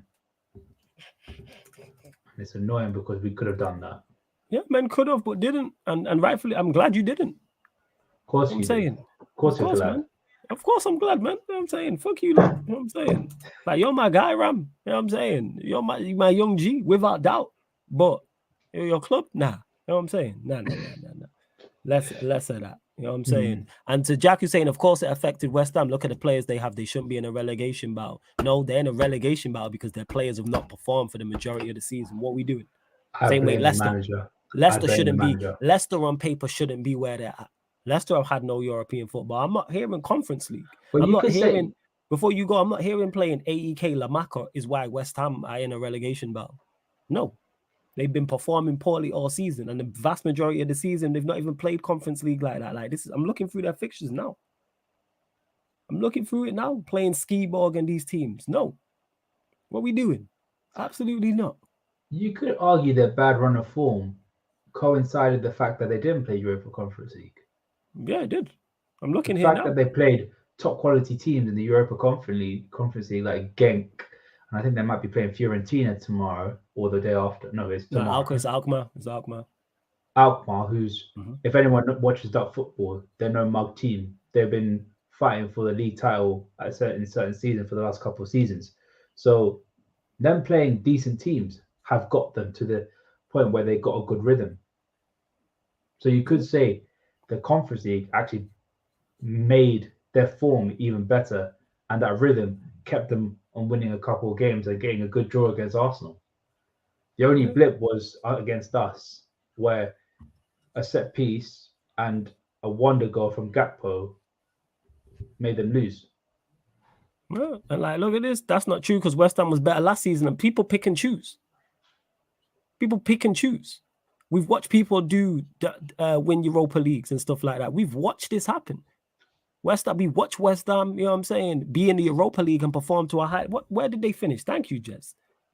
This is beautiful. We watched the Manchester United side win the Europa League and League Cup, and also finished. I think we finished 6th in the Premier League, or it might have been 5th. I can't remember what. Wait, was it 17, 18? Where did we finish? Shit, we finished 2nd. Wait, no, yeah, 17, 18, you finished 2nd. No, 16, you 17. Europa. No, 16, 17. 7th. We finished 6th. 6, sorry. Right, what we doing here? West Ham performed, yeah. So how come Europe affected West Ham this season, but it didn't perform? No, players are just underperforming. Well, you could argue in those games you didn't play well. Which games? And I remember the game against Celta Vigo. It was a draw. You made it very difficult for yourselves. I ain't gonna lie, I kind of blanked that out from the memory, so you'll have to tell me. Sorry, because I was it was at my cousin's house, and I remember just reading it was like 2-1, and Celta Vigo had a corner at the end of the game. It was like, you lot making it real difficult for yourselves, and that coincided with that bad run of form in the Premier League, made you drop so many places down the table. And rhythm is everything, man. Flawless United have been playing 3 games a week for a while, using the same 13, 15 players. It's not an excuse, it's facts. They look, I'm guessing you meant tired here, Pesby. I'm not hearing that. Has it played a factor? Yes, but we weren't performing well beforehand anyway. We were just getting results, so people weren't talking about it. When we was playing 2-3 games in a row, people weren't talking about it. And now the performances have fallen off. Now it's all tiredness, all mentality, all bottle jobs. Now, these players are just not that good. That's why we want the vast majority of them gone. And Pesby, we even spoke on this. I know you want the vast majority of these players gone. I know if you had a perfect window, you're replacing bare minimum 6 first teamers. So what positions, if we can segue onto this, what positions do you want to fill out, or would you need to replace? Look at Rams, you know what I'm saying, out here content creating, segueing. Beautiful. That was beautiful. That was a great transition. You know what I'm saying? And that was beautiful. I've been in the game too long, man. Yeah, goalkeeper, 110%. Goalkeeper. Right. We need 2 new fullbacks. Can we list it from 1st to 2nd or 3rd and then 4th? What do you mean in terms of what? Like top priority, 2nd priority, 3rd priority? I find that tough because everything's a priority. It's the spine. No, yeah, because everything's a priority. Because I made this analogy before. It's like having there's the hole in your roof and it's leaking, but your microwave's also not working. The hole in the roof is the bigger issue. But you still need to go and buy but you still need to go and buy a new microwave. And you said, your toaster may be down as well. You're still gonna go and buy a toaster. Obviously the toaster and the microwave are not main and number 1 priority. The toaster might blow up and set the house on fire. Yeah, the toaster might, so you're gonna fix the roof, but if you can go get a new microwave, you're gonna go get a new microwave. So in terms of priority, first priority, what I can do for you there is say the whole spine. So goalkeeper, 2 new midfielders, striker. There's the priorities. And when I say new midfielder, I'm saying upgrade on Eriksen to play Casemiro to play next to Casemiro, and a new number 10 and a striker. So that's the priority. That's number 1 priority. Yeah, Jack, fatigue is a factor. I agree with you. Sorry to cut you off. I don't think it's the only factor. That's why I'm not trying to hear it. Because fatigue wasn't the reason why Luke Shaw put his hand up in the air. Fatigue wasn't the reason why De Gea let that goal in against West Ham. Like, that's not a fatigue thing. I'm sorry. Fatigue is not the reason we can't at times put 3, 4, 5 passes together. Fatigue is not the performance we put in against Brighton in that semi-final. That's not fatigue. Passing the ball when you're tired shouldn't be difficult for a professional athlete. Yeah, go on, fam. So realistically, you can get 4 players this window. I think you can. I think it's realistic. Yeah, I hear that. So you think it's a striker, 2 midfielders, and a goalkeeper is what you need? Absolutely. That's the spine. And then second priority is 2 fullbacks. To secure top 4 and go relatively far in the Champions League, quarters minimum. Okay. Agreed. 100%. No, if we sign them 4 and it's 4 of quality, I expect a title challenge. If we get those 4, I expect a title challenge. No, hear me out. Hear me out. Hear me out. Everyone's been waxing lyrical about our away record, which isn't that bad actually, because we have the 5th best away record. It's just horrendous against the top 12, but we have the 5th best away record at all. So if we improve our home records, we got the joint 2nd best. So if our home records is good or a little bit better, and our away record is a little bit better, let's say we add 4 wins from against the top 12 that we've not got. 4 wins puts us on 75 points current, and that's currently right now. And obviously that's with losing. So let's say 4 wins. Let's add 4 wins, and we drew 2 games at home. So let's add 2 points onto that. So that's 14 points, which take us to 3. Wait 1 second. Bear with me. My maths ain't my strong suit, people. 76 points. Arsenal currently on 81. Bear in mind we'd have a game in hand on them. And then, and we'd level with Manchester City as well. So basically we'd be on, what did I say? 76? Wait, 1 sec. 63. 77, sorry, people. So we'd be on 77 points with 14 more points. 77 we'd be on with 14 more points. I don't think it's difficult to ask for 14 more points on the road, considering we've lost to the entire top 12. 14 more points is not. And then adding, if we win that game, we'd be a point behind Arsenal. We'd be 2 points off Manchester City, even though they played a game more. That's a title challenge. Is that unfair? Is that unfair? With a City team, I think it might be a little bit. I'm not talking about winning it. I'm just talking about being in the conversation. Is it all right? So let me ask you: is it unfair to ask for Manchester United to win 4 more games on the road? Actually, I'll go even further, to win 4 more games in a row than 1 more at home. 15 points. Is that unfair? No. Okay, so add it to our title then. Because you need to factor in other teams are also going to strengthen at the same time. Yeah. I agree. So I do agree with that. I'd say in terms of progression-wise, I think what would be good for United is getting secure in top 4, like healthy. I'm talking 10 points ahead of the person that team finishes 5th. And maybe there or thereabouts. Not, I would say there or thereabouts. I'll say about 10 points behind the leaders would be would be decent, really be decent for you guys. That's a title challenge. I don't think that's a challenge though. That's that you're involved in people. All right, so early on in this season, people were talking about us being in a title race, correct? Maybe title, yes. Okay, let me change that. Maybe challenge is the wrong word. Race. Weirdly, yes. Yeah. So why can't? So if we was in the race in January, which we were, but we weren't in what's it called? We was never gonna win it. So yeah, challenge is the wrong word. Race, people. We should be in the race.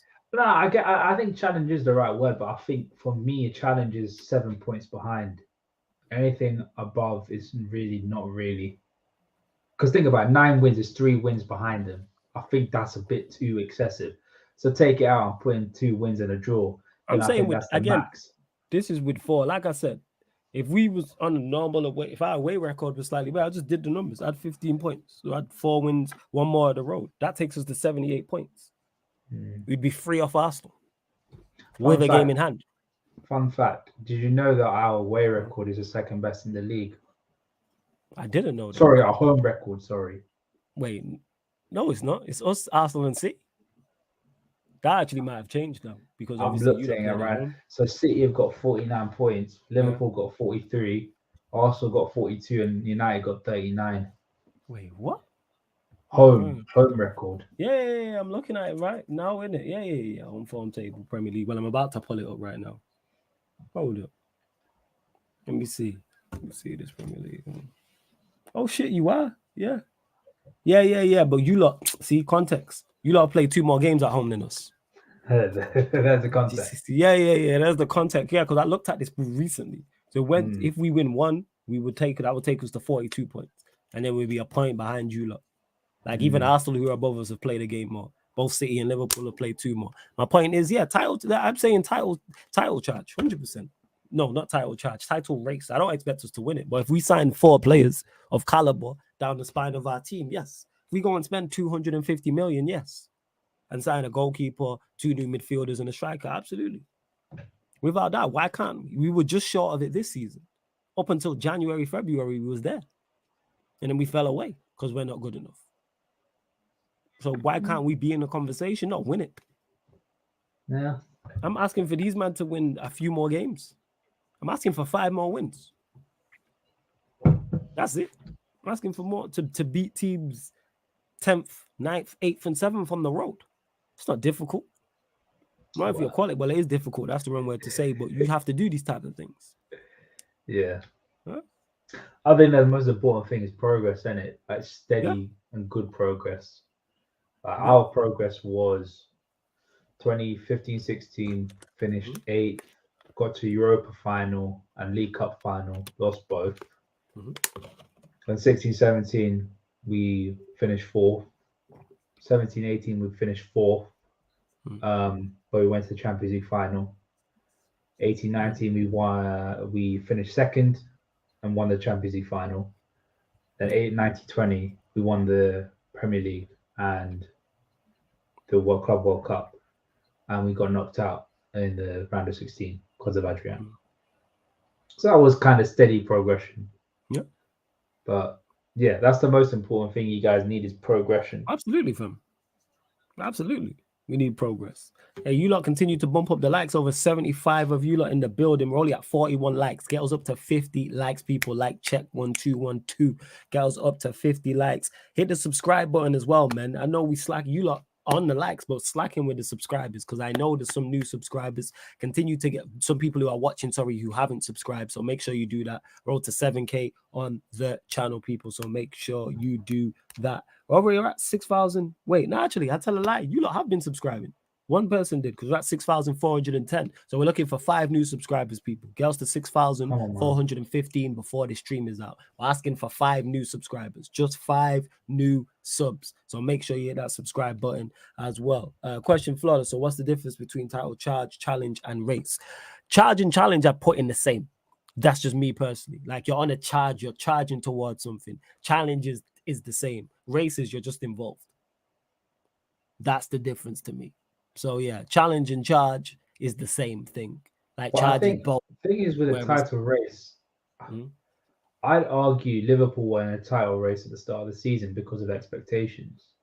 Yeah, but the fact that we finished, but the fact that we fell in the first hurdle and dropped says everything. So you could argue title race is a bit of a loose. Yeah, it's much more. Yeah, I agree. Yeah, I agree. Yeah, like, but race is like, there's no expectancy to win it. If it's like, I want to be involved in a title race, Manchester City don't say that. It's no, we expect to go on a title charge or we expect to challenge for the league title. If you talk to Liverpool fans, they'll be like, no, we expect to be in a charge or we expect a title challenge. They don't say, we expect to be in a race. Same with Arsenal now after what they've done. Whereas Manchester United, I'm just like, just let us be in the conversation.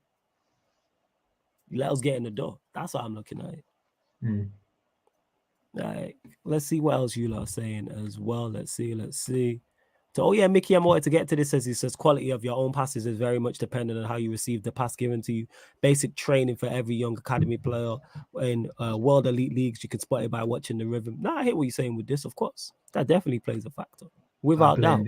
I blame the English academy system because we never had I think the only players that I ever did that were the upper echelon of players that could mastered the weight of pass, which was Gerrard, Lampard, and Scholes. Please name him another midfielder that can do that. That we've had since. England are starting to produce technically good footballers now. Like the likes of a Grealish, the likes of Foden, for example. They're just two off the top of my head. You are technically like very sound. Yeah, midfielders, yeah. Central midfielders, sorry. Oh, yeah. Nah, England they just ain't got any good ones from. It just sucks to be like England. Just their central midfield ain't the best. Ever since Gerrard, Lampard goes, we never had a player that can master this part of passing. Gerrard could do the long, the short, the weight of ball, the eye through the needle ball. Same with Scholes, and Lampard could do that as well. We haven't had that since, and that's a big problem that our academy and our academies have not been doing. We've always produced good players that could hold the ball up and have really good close control, but that's it. Warrior J says, Rams, how would you rate Fabinho this season? Since he would probably give you he's probably given you a huge disappointment this season. Overall season's about 3. Giving a mark out of 10 is 3. Jesus. The number on his back of his shirt is 3. Because he's been piss poor this season. All right. Okay. And he's losing his world-class status. He's only world-class because of his reputation for the last couple of seasons. He's losing it right now. Yeah, he's delivered that. He's delivered for the last 4 to 5 seasons. First. If you want to go back even further, 6 because of Monaco. All right. Fair enough. Ravi says, question for Rams, thoughts on Gakpo playing as a 10 at times? I like it. Talk about it. One thing about Dutch players that I give them credit to an extent about their philosophy, total football, is that players can play in multiple positions. And he's one of them. He can play as a striker, he can play as a left winger, he can play as a right winger, he can play as a number 10. I don't want to see it full time, but whenever there's a situation where we need to play a different style or different formation, put him in the 10 and put Nunes up front, maybe gives us that little bit more impetus. I like it. I like it a lot. All right, fair enough. The Junk Vigo is asking for Hassam. Large up Hassam. No, I'm not sure where he's at. He's probably running his Twitter space. I'm guessing. But shout out to Hassam every single time. Let's see what else. Have we missed any questions? Continue to get them in, people. Continue to get your questions in. Just please keep them Manchester United or Liverpool related. Of course, if you super chat, we'll get straight to your comment or question as well. And of course, because it was the semi-final of the Champions League, if you got any questions on that, that's absolutely fine. Oh, yeah, there's a good thing on that Gakpo thing. Big up Callum, because he said it on Kopish that he wants to see Gakpo in the 10. I said it as well. So big up to Callum. Shout out Callum every single time, man. Shout out Callum. Shout out Kopish. Flawless question about the home games. Did you see the players' inconsistency still, or since it's home games you see consistency? Now we're better at home. 110%. The performances be better at home. Yeah, like we're better at home. Are all the performances at home good? No, but I'm seeing those just be better. I'm just seeing the players perform better at home because, like Ram said, it's easier. You're at home. So the crowd's on your side. The atmosphere is much more favorable to you. It's your comfort, isn't it? Yeah, it's much more, comfort. And that's what it is. And because we've had a good record as well, that breeds confidence. Or we've not lost here in such and such a time. And then that can also put fear and doubt in the opposition. Like, United have been good at home. But when people see United on the road, like, all right, we can, what's it called? You know what I'm saying? We can... give it to you. Yeah, pretty much so. So, yeah, like, but at home, I have no issues with these players' performances. That's why I say these players are not good enough. Because if you can only perform at your home patch, what use are you? What use are you if you're only performing at home? That's why I say they're not good enough. And here's the thing is, good is not good enough, people. You need to stop doing that. Because you're a good player does not mean you're good enough for Manchester United. That's why we use that as a verb to describe squad players. We say, oh, yeah, such and such is a good squad player. We don't say, oh, such and such is a world-class squad player. Maybe mine is a backup number 2, that's it. Maybe a goalkeeper. But other than that, you never hear that. Or get him at my football club now. He is a world-class squad player. He's a top-class squad player. He's a baller as a squad player. No, we say good. By the way, I just remember this off the top of my head. I will not forgive you for that nickname you came up with, Mason Mount. What nickname? Merseyside Mason, Money Mace. Whatever. That's a cold Yes. nickname, fam. That No, sells. it's not. How is it not? How are you hating? That's cold. You know what I'm saying? No, The continuation of the M's, Maybach music. You know what I'm saying? Merseyside money minerals, shit. Merseyside money minerals mount. You know what I'm saying? What Don't did I say? manifest that shit. What was please. it? Mason money. What did I even say? I forgot I even said. Merseyside money minerals Mason. Oh yeah, that was it. Merseyside money minerals Mason Mount. Whoo, that's fire in that. Don't manifest it, bro. Mason money there. Mason money minerals Merseyside Mount. Read it. Mason. Yeah, that's fire. That is fire. How am I manifesting that? You think I have that much power? Yes. If you manifest it, yes. If you manifest it that hard, it happens. It happens. No, it don't. Otherwise, my team would be successful. I've been trying to manifest it for years. When it comes to Liverpool, for some reason, it works. It does. What works? I don't have no judge. No, Liverpool. But ask Bayesian. Ask Bayesian. Whenever you manifest something about Liverpool, it happens. Or go ask Drifty. We both know about Drifty. Drifty's manifestations. Mount will work in your system now. We could do better though. Good I said this to, I think it was Indiana on Twitter. Yeah, He said, "Oh, Mount would be the perfect guy for you," and I'm like, and I gave him a list of players that would be like, yeah, so would these players. And it was Fofana, Declan Rice, Thuram, Kone, Ugarte, and players like that. True. Nah, man, but that's what you need, man. Mason, money, minerals, Merseyside Mount. Whoo. Mason, money, minerals, Merseyside Mount. That's fire. Money Mace, man. I'd rather have Thuram, mate. Yeah, man. Because it has and then obviously as well, you can get Gallagher as well, man. Run it, man. The cardio cousins, as somebody called him. There you go. Or as Liverpool, as Lewis calls them, you know what I'm saying? You know what I'm saying? The Liverpool Labradors, let's go. You know what I'm saying? I'd rather have Thuram, my friend. And it has Ram in the name. Or like Neil said today, so here's the thing is, watch the vision with me. This is the vision right now. You get Mason, money, minerals, Merseyside Mount to your football club. You get Conor Gallagher. And then you have those two, and you put them in the midfield with Henderson. I like my guy Neil said on Shameless today, the treadmill trio. Woo! Fire. Woo! The treadmill trio. Yeah, I like the sounds of, what's it called? I like the sounds of Gravenberch, Thuram, and Ugarte. That sounds a lot better, my friend. Sounds so good. Imagine that midfield. I think this sounds better though. You could put out on the shirt, with the 4 M's there, and then you have the lines, like the words there.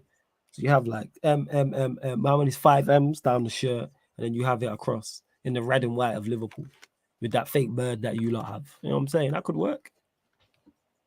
Fake bird. It is a fake bird. Respect the bird.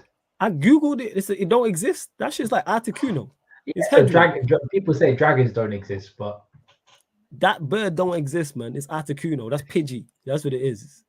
It don't exist. Why are you laughing, yo? It don't exist. It's Pidgeotto, man. Like the same thing. Dragons don't exist. Dragons don't exist. But we're not talking about dragons. We're talking about the fake bird on your crest. It don't exist. Like, yeah, people I can say devils don't exist, bro. You think the devil don't exist? That's what I believe. Devils don't exist. I'm asking. This is Sarcasm City TV, my friend. You know what I'm saying? Do you believe do you believe the devil don't exist?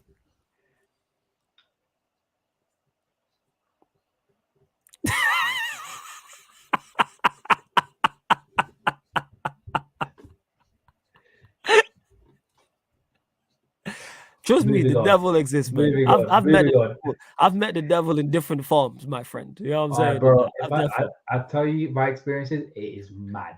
But we move on. We move on for the conversation. I've definitely met some All I can say, God definitely exists for sure in different forms. Yeah, man. I'm saying, agreed. I'm saying, and you could have someone who's godlike on a football. Mason, money, minerals, Merseyside Mount. The only God that we listen to is Robbie Fowler, mate, on the football pitch of Anfield. That's it. Crazy. Someone had a question. I should have started. Oh, here it is. Flawless question. How about? Oh yeah, I answered this as well. Sorry, Warrior J. I did answer this about the players inconsistent. Like, yeah, it shows me that these players can play when they want to, type of thing. But that's not good enough.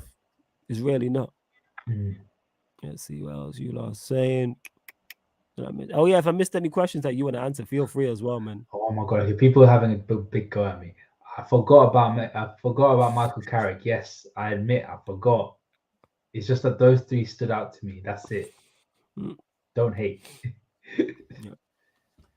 Yes, he was a very good passer of the ball. Yeah. He was quality. Flawless, have you noticed how our players struggle to recycle possession for longer than 2 minutes? What's the first element of the pitch we need to replace to sustain attacks, midfielder or fullbacks? Many a time on watch-alongs, I've said that. Like the statement I've said, just put 4 or 5, get on the ball and put 4 or 5 passes together. Not even going anywhere. I'm saying just keep the ball for 4 or 5 passes. I don't care if between the goalkeeper, the centre backs, the fullbacks, just sustain possession. Stop giving the ball up to the opposition. Because if you continue to give the ball up to the opposition, eventually you'll get got. When I say you'll get got, you'll concede. You can't continue to do so. You can't continue just to give the ball up to quality opposition because they'll hit you. And we've seen that happen time and time again. Big up Bajan Pops as well. Love to see my Bajans in the building. Love that. Big up Bajan. He says, Flawless is the poor away form down to the manager. Some of it. Of course, you have to. You are the manager, so you definitely have to take some of the criticism. I criticize him more for... Yeah, go on. Sorry, every defeat is not always one person. Yeah. Well, obviously, the odd game, you could say is one person. But the majority of games that you lose, there's multiple culprits for the reason why you lost. That stems with the manager, the players, and etc. etc. That's how football works. Yeah. Where I blame Ten Hag heavily is how he settles up away at Anfield and away at Etihad. They're the two I stick on him. You don't go and set up like that away from home at those 2 places. Other than that, I'm less critical. But I said verbatim before the Anfield game, play 3 midfielders. There was a whole conversation about who should play in there. And I said play for 3 midfielders. It should have been Casemiro, Fred. Yeah, that was the debate. Wait. No, it was against the Arsenal game. Sorry, I'm getting games mixed up. Yeah, I had the debate. But when people was debating me about, Fred should play over Eriksen. No, Fred should play alongside Eriksen in there. He should be free. When you go away to Anfield or you go away to the Etihad, play 3 midfielders. Play 3 central midfielders. I don't care if it's Casemiro, Eriksen, Sabitzer, Casemiro, Eriksen, Fred, Casemiro, Fred and Sabitzer. No, actually, Eriksen has to play. It should be Casemiro, Eriksen, and one other. So it should be Fred or it should be Sabitzer. That's what it is. Because you go to them places, why are we setting up like that's too open, it's too offensive? I've seen Sir Alex Ferguson go to Anfield, go away to Highbury, and go away to Highbury, or even at home against Arsenal and play a spoiler in midfield. Play a Phil Neville, a Darren Fletcher, a John O'Shea, a Pat G Sung. These men are spoilers. You have to do that. So yeah, is the poor? Yeah, not all of it, but yes, definitely some of the poor away form is onto him. Bruno and Rashford kill 60% of our attacks and give away possession, but United fans excuse it because they get G and A. They go for the super chat. HKN, what I say to that is, yeah, because you're gonna every attacking player, so whether it's a striker, a 10 or wide player, is gonna give the ball away and kill attacks. But G and A is not alone, is not enough by itself. The reason why I'm less critical of Rashford this season because he's got G and A, but he's also been effective outside of that. The reason why I criticize Bruno so much is because with or without GNA, you're just a detriment to the team. So look, you waste so many, not even waste so many. Yeah, you're wasteful. Like I was saying before, carelessness and being wasteful on the ball. You give the ball, don't give the ball away cheaply. Don't make dumb decisions. That pass is never on. Why are you playing a 40-yard pass from there? It's never on. Even if that player controls it, he has to control it and beat 3 men to score or do anything. Like that makes no sense. So the reason why I allow Rashford is because, like I said, GNA he gets, yes, and he's also effective outside of that. Whereas I don't see it with Bruno. Like he excels at nothing on a football. Simple as that. Well, yeah, HKM, big up for the super chat as well. Appreciate it every single time. Flawless, who would you keep out of Martial or Greenwood if we sign Ramos or Haaland? I never want to see Green. You're new here, Pesby, and I never want to see Greenwood play for Manchester United again. That's No been my thanks. stance on it since the start. And what do you say? You say? No thanks. I don't want to see him on a football pitch ever again. That's me. I don't want to see him in a Manchester United shirt. I don't want to see him on a football pitch ever again. That's been my stance since the start on it, and it won't change. In regards to Martial, I wouldn't keep him. If I got a good offer, I'd move him on as well, because I do rate Martial, but he can't stay fit. So what use are you? Even though his recent performances have been poor. And if we were to sign Ramos and is it Hodgland, I'm not seeing enough for either of those to comment. So I can't really comment on those two strikers. Both decent talents, but again, I think you need someone more experienced than those two. Sorry. And to Ibrahim, who says, Flores, do you think Fergie not having a successful disciple tarnishes his legacy? More than 3 decades in management? No, that's people just nitpicking. That's what that is. You have a disciple. You're talking about like a player who played under him, then becoming a good manager. There's no one. If you go through the history of football, there's never been anyone like that. Yeah, there's no successful disciples. It would take them about a decade for them to become the so-called disciple. Yeah. One I can think of was that old Ajax team, where I think it was their Dutch manager, then Cruyff became manager and managed Barcelona. But yeah, it's like, if you're talking disciples, I only think about it from the footballer standpoint. Like, you obviously got Baresi, Maldini, Nesta. You had Stam and Ferdinand to an extent. Ryan Giggs and Cristiano to an extent. Like, you got all those players. That is only happens with players rather than managers, and that shouldn't be his job. Yeah, it's not part of his job. So no, I think it's people just like go overboard with this. This is trying to be overly critical. There's things you can critique in Sir Alex Ferguson's legacy, because nobody has a perfect legacy. What to say because he don't have a disciple? No, I don't think it does. I never looked at it and said that's on you. Nah, not in the slightest. Because like Ram said, in the modern day era, we haven't seen one. There's no one who's been under a successful manager and then won a major trophy afterwards. Like, people say, "Oh, Arteta under Pep, Arteta ain't won a major trophy." You could, someone put Beijing put it in their comments. You could argue Bill Shankly and Bob Paisley. So he's talking. That's before my time. That's why I can't even mention that. What is that? 70s. Yeah, but that's the thing where teams focused on a philosophy, and that philosophy worked for such a long time. Mm-hmm. And you kind of see it now. I think you may see it in 2026, 2027, when Pep and Klopp leaves, when they have to pick a new manager, and whether they're a part of that process, which I highly doubt Klopp will be in that process. Maybe a little bit of like, yeah, he's decent. Yeah, he's all right. Yeah, he's okay. But you won't see it ever again. And to see when he says Xavi, who did Xavi? Xavi played on the Pep. So yeah, if Xavi wins a La Liga, then he won like a disciple straight after. True, if that's what you're talking about, as in like finding a disciple to take over, he wasn't. Obviously, Pep left in 2012. So yeah, it's 10 years later. Yeah. Right, fam. I hear exactly what you're saying. Hey, you lot continue to bump up the likes. We've gone over 50 likes, so large up you lot as well.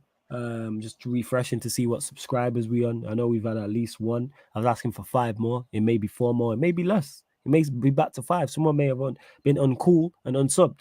We're about to find out. Right, we're at 6,412, so they didn't. We're looking for 3 new subscribers before we close out. Closing out in the next 10 to 15 minutes, people. So continue to get your Manchester United and Liverpool questions in as well. Paul says, Flawless, can't wait to see Garnacho back. Question: have you seen Diallo's latest goal for Sunderland to get them into the playoffs? Outstanding. I haven't seen it. Big fan of Diallo. I was a fan of him when I watched him play for us as well, even though it was only a few games. I can't wait to get him back into the squad, and I think he's the perfect profile to go and compete with Anthony over on that right-hand side. That's what we need, another right winger who's left-footed. Ironically, not even ironically, but the wide players in Manchester United's teams, the only positions I'm not really too concerned about. We got Rashford, Garnacho, Sancho, we can all play left. We got Diallo, and Anthony, you can both play on the right hand side. Sancho can play on the right hand side. Bruno's out there. Let me not forget Palestri as well, who's looked decent when he's played as well. So wide berths, I don't really have an issue with. We do need another left-footed right winger though. So Diallo there would be good. I mean, look at his players at Man U. No one became a good enough manager. Most of them don't talk tactics that much. Try talking tactics to Oliarchy. Cool, Ibrahim. I'll just speak for me on this. I don't care. Because that does nothing for Manchester United. I'm a Manchester United FC stan. So if Sir Alex Ferguson had multiple successful disciples, so Gary Neville was extremely successful, and Roy Keane and Ollie and Sheringham and Bruce and whoever else is mad, if all of them were super successful, if it wasn't for Manchester United, I couldn't care less. Yeah, I'd be happy for them, but I could not care less. They don't mean anything to me. Others may look at that. I don't care about disciples. What did you win for Manchester United Football Club? That's why I love Fergie. I respect what he did because man, I mentioned it. I respect what he did at Aberdeen. Respect it highly what he did at Aberdeen. Do I care like that? No. Do I celebrate it? No. What he did at Manchester United is what matters to me most. Couldn't care less about disciples unless that disciple is winning trophies at Manchester United. That's the main thing to me. I don't care about no other team winning trophies. Couldn't care less. That's just me, though. You care about disciples, Rams? No. You know what I'm saying? Honestly, if you want, the only thing I care about is probably my best players. If they become managers, I want them to do well. Yeah. That's pretty much that's it. Like any other fan, but I'm not really too bothered about disciples. I think it's just like an added bonus. Like if you talk about disciples, you could argue, well, Messi had one in Ansu Fati, but obviously he's out injured and probably won't be at that level at all. But like I said, Maldini, Baresi, Maldini, Nesta, Thiago Silva. Those are what I'll talk about, like disciples. Yeah. But I'm not bothered. I'm not really bothered about it. It's just if we talk about GOATs, it's like an added bonus on top of how great a player is. Huh? That's how I see it. Yeah, I couldn't care less about Sir Alex Ferguson. I'd be happy for them because them players brought me great joy. But I'm not like, oh, he means that's terrible. He had no disciples. All right, whatever in it. Don't take away any of the trophies I've seen us win. And most of the time, players don't want to be managers because they have to be obsessed with football for time. Right. If you talk about managers, they think about football 24/7. A lot of players don't think about football every single time. They've got more important stuff to do. Yep. Like they be with their families. Some even take up punditry because they love the game. They love talking about it, but they don't want to go on thinking about every day about formations, about how we're going to set up against a team and planning the next training session for the next couple of weeks. That's all it's all about. And they don't want to do that. First, you know what I'm saying? You spot on. That's why I don't care about extra stuff. All I care about is Manchester United being successful. Fergie did that. So I would, Beijing Pops, the discipline talk. We'll get to that. The disciple talk is mad because most great players can't translate to great man. Facts. The only world-class player who became a world-class manager is Zidane. That's it. You know what I'm saying? All the world-class players were average all the world-class managers were average players at best. All of them. Guardiola was a decent player, but not world-class. Decent. My point. I remember, I'm old enough. I've watched Pep play. I'm old enough to have, yes, people, I know I look young. I'm old enough to have watched Pep play. He was nothing special. That's why Barcelona were trash in Europe. When did Ancelotti play? He played for Milan. That great Milan team. When? What year are we talking? Like in the 90s? No. He did. He was part of that team that won European Cups. He was managing. Sick. I swear we managed Palmer in early 90s. Early 90s. Oh, yeah. That's vaguely remember that. Even though I'm a 90s baby, let me check that. Simeone wasn't world class. Time to shine. Conte definitely wasn't world class either. Conte, you know how I know Conte wasn't world class? Because I watched him play against us and I don't remember him. And he played in iconic matches. He was the one who gave the ball away to Giggs when we scored a goal at what's the Juventus stadium called? The old stadium? Beginning with D. The Delhi something. I thought it was Di Tapalio or something like that. No. That's the new. I'm saying the old one. I can't remember. I'm gonna have to Google that because it's gonna bug me. It's gonna bug me. Let me check Ancelotti. I don't know. I forgot. I didn't even know Ancelotti played. Dele Alpi, that's it. Dele Alpi. That's it. Yeah. Let me have a look. Let me have a look here. Let me check. Yeah, he used to play. He was a pretty good player. All right, I stand corrected on him in my time in modern day era because I do not remember Ancelotti playing. I was watching Serie A when he was early 90s, like late 80s, early 90s. Yeah, that's what I'm saying. It's before my time when you start talking 80s. Look here as a player. Yeah, man, 92. You know what I'm saying? Man retired in 92. What we doing? This guy a joke, man, you know. You're a joke, man. HKM, big up for the super chat. Let me get to this. I wish Ten Hag would try something different. Bench Rashford and Bruno, play Sancho and Martial, Anthony, Hogwarts front four with Casemiro and Fred behind him. Think those front four take care of the ball and create chances. I don't think that works. I disagree with you, HKM. Appreciate the super chat, but in terms of you calling Weghorst Hogwarts, so you don't rate him. But Sancho, Martial, Anthony, Hogwarts. HKN. Who's playing where? Autocorrect, maybe. No. He meant that. It's not all correct. He meant that shit. That's not all correct. How's Weghorst turning into Hogwarts? That shit don't even sound right. But as I was saying anyway, where was I at? I'm guessing it's Anthony from the right, Sancho from the left. Are you saying Weghorst in the 10 and Martial in the 9? Or are you saying Martial in the 10 and Weghorst in the 9?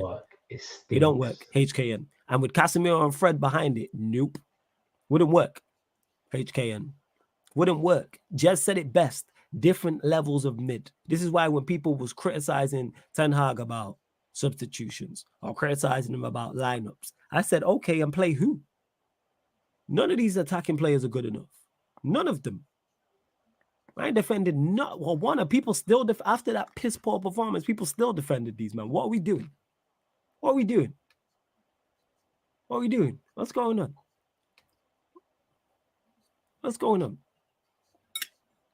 Right, let's not do this. Yeah, man, time to shine. Just hella mid. All our front fours are mid. All of them. Any front four you want is mid. You know what I'm saying? See, saying Sancho in the 10. Hogwarts plays 10 with Bruno on the pitch. Yeah, I don't rate either of them, HKN. Weghorst or Bruno in the 10. We need to get rid of both of them. So what are you saying? I need to know HKN. Who plays where? Who's in the 9? Who's in the 10? Give me the 4. Last game, Bruno played left wing. Weghorst 10, Rashford 9, and Anthony right wing. Yeah, and I don't like that. It didn't work. It's not a question of trying something different. None of it works. I appreciate the super chat. Rams, would you take Bruno at Liverpool? From Paul. No, see, top class player, but you want to have him at your squad. Interesting. I want top class players, though. Mate. I want top class, players, mate. I want younger players. Yeah. H thing, yeah. Younger player hype. Yeah. Whatever, man. You know I want him 22, 23, mate. Yeah, sure. You know what I'm saying? Stop talking like you're talking about women. You know what I'm saying? Don't do that. I like 22, 23 bullshit. That's why you laughing. Don't do that. I like that. Yeah, I know, because I know I'm damn right. You know what I'm saying? That's how you be talking about women. Don't do that with your football team. Don't do that. Because you would take some ballers now about 27, 28. Don't do all that. After Thiago, I might not, you know. After Thiago, I'll be like, nah. This guy, so you're just going to lie to the people, yeah? Is this what we do? I mean, maximum is 26, isn't it? This is what we doing. I'm saying. So you want to take Bruno G at your club? Bruno G's not 27. No, but he's not 22, 23. Yeah, max is 26. Yeah, so what we doing here? So because of one age, how old is Bruno? I don't even know how old he is. How old is he? 27, I think. All right, so what we saying that the limit's 26? Yeah. Yeah, how convenient. Oh, sorry, he's 28. He's 28. All right, so Bruno was 26. You take him at your club, yeah? We don't play any 10s, bro. We don't play any 10s, innit? I thought you said he's better as an 8. See? Joke, man. You know what I'm saying? We just gonna move on. This guy a fucking joke, man. Look at him. Don't let these fans gas you, people. You know what I'm saying? This guy trying to... Whatever, man. You know what I'm saying? Whatever, man. Hey, KLFC, man. Love to see my Bajans in the building as well, man. Love my Bajans in the building. Yeah, man, just hella fraudy. You know what I'm saying? Man, hella fraudy, you know. Oh, I like them 22, 23. Like he's talking about, like he's on a dating app. You know what I'm saying? Like he's putting his Tinder thing, you know what I'm saying? 22, 23 only. You know what I'm saying? Oh, God. The joke, man. You know what I'm saying? And that. So if there's any women watching it, you're 24 and you want to message Rams, don't. You know what I'm saying? You ain't got prayer. 22, 23 only. You know what I'm saying? Well, yeah, I love to see my Bajans in the building every single time. The HKN who says, okay, take Hogwarts. Stop calling him Hogwarts because you got me calling him Hogwarts. I'm going to call him, okay, take Veghorst out. I told you weren't no typo. Sancho 10, Martial 9, Anthony right wing, Garnacho left wing. Well, Garnacho's been injured. Is that slightly better? Yes, but it's better. It's slightly better. If we start with that, I'm like, all right, watch-alongs. I'll probably stop doing watch-alongs. If that's our front four next season, HKN, I'll just stop doing watch-alongs. Because we do it nothing with that. Say again? Who's Nacho? Oh, Garnacho, we saying. It's just Garnacho. Yeah. So it's Garnacho, Sancho in the 10, Martial 9, Anthony right wing. Boy. Yeah, exactly. Please play that. Please play that. See, HKN? He a rival fan. Wait, this way. Whichever way it is. He a rival fan. Look at him smiling at the thought of Manchester United playing that. Just the sheer thought. Just this look. And we'll play his boy Bruno in the 8. You know what I'm saying? Behind that.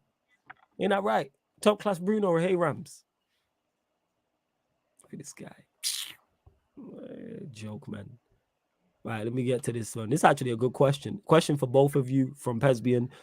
Who would you take from Southampton and Leicester as they both look to be prime candidates for relegation? Is there any players you take from either side? Mainly Southampton. Lavia, Bella Kotchap, Ward-Prowse. Leicester. Oh, wait. Hold up. Skirt back to that last name. So you take James Ward-Prowse at Liverpool, but you wouldn't take Bruno Fernandes. Interesting. For 20 million. For 20 million, yeah. Okay, so would you take Bruno Fernandes for 20 million?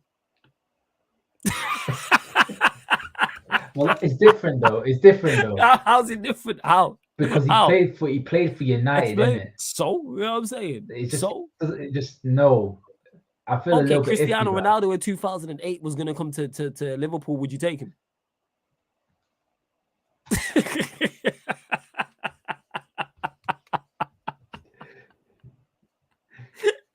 See this, people. See what I have to deal with on a daily basis. I could run jokes with it with Rams because Rams just being an asshole. Cool. But people in the chat will try to act like they're bringing logic. Notice how he rates this player he won't take for 20 million, but he's top class. I think Bruno is like. And Ward-Prowse is 28, he ain't your 22, 23 bracket. The thing is, right, Ward-Prowse for me will be like FA Cup and League Cup games.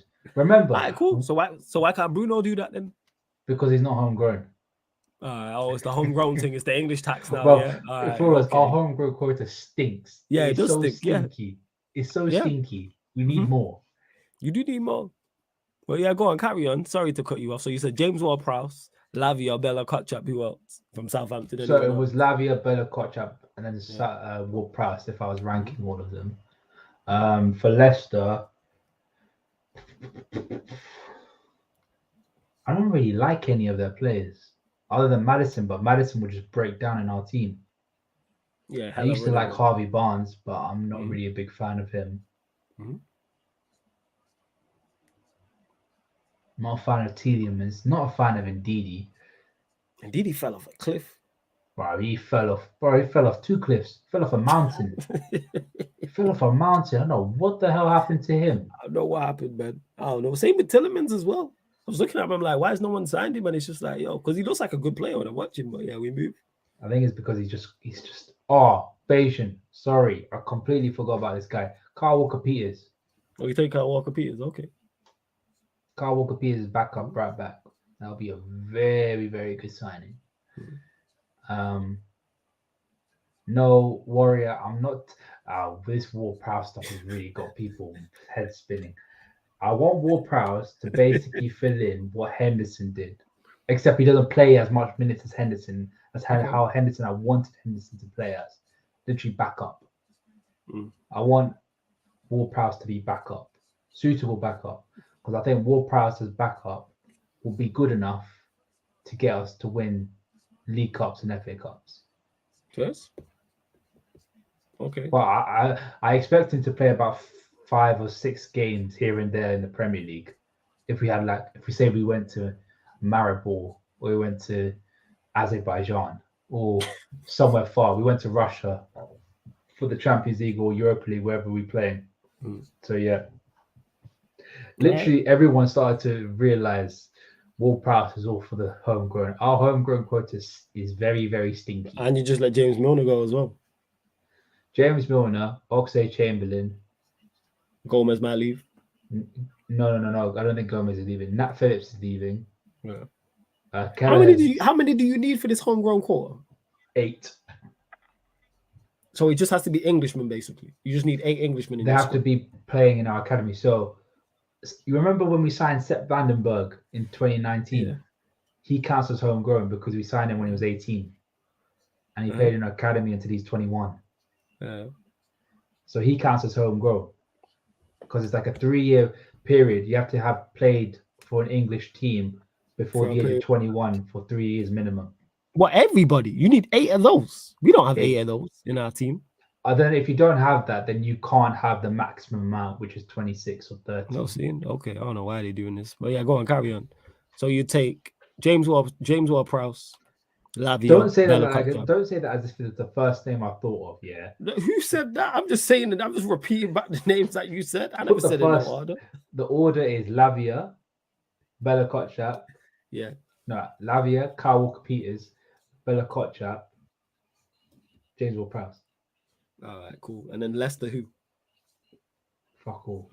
All right, Fez. Besbian, to answer your question. I'm sorry. No. Tell a lie.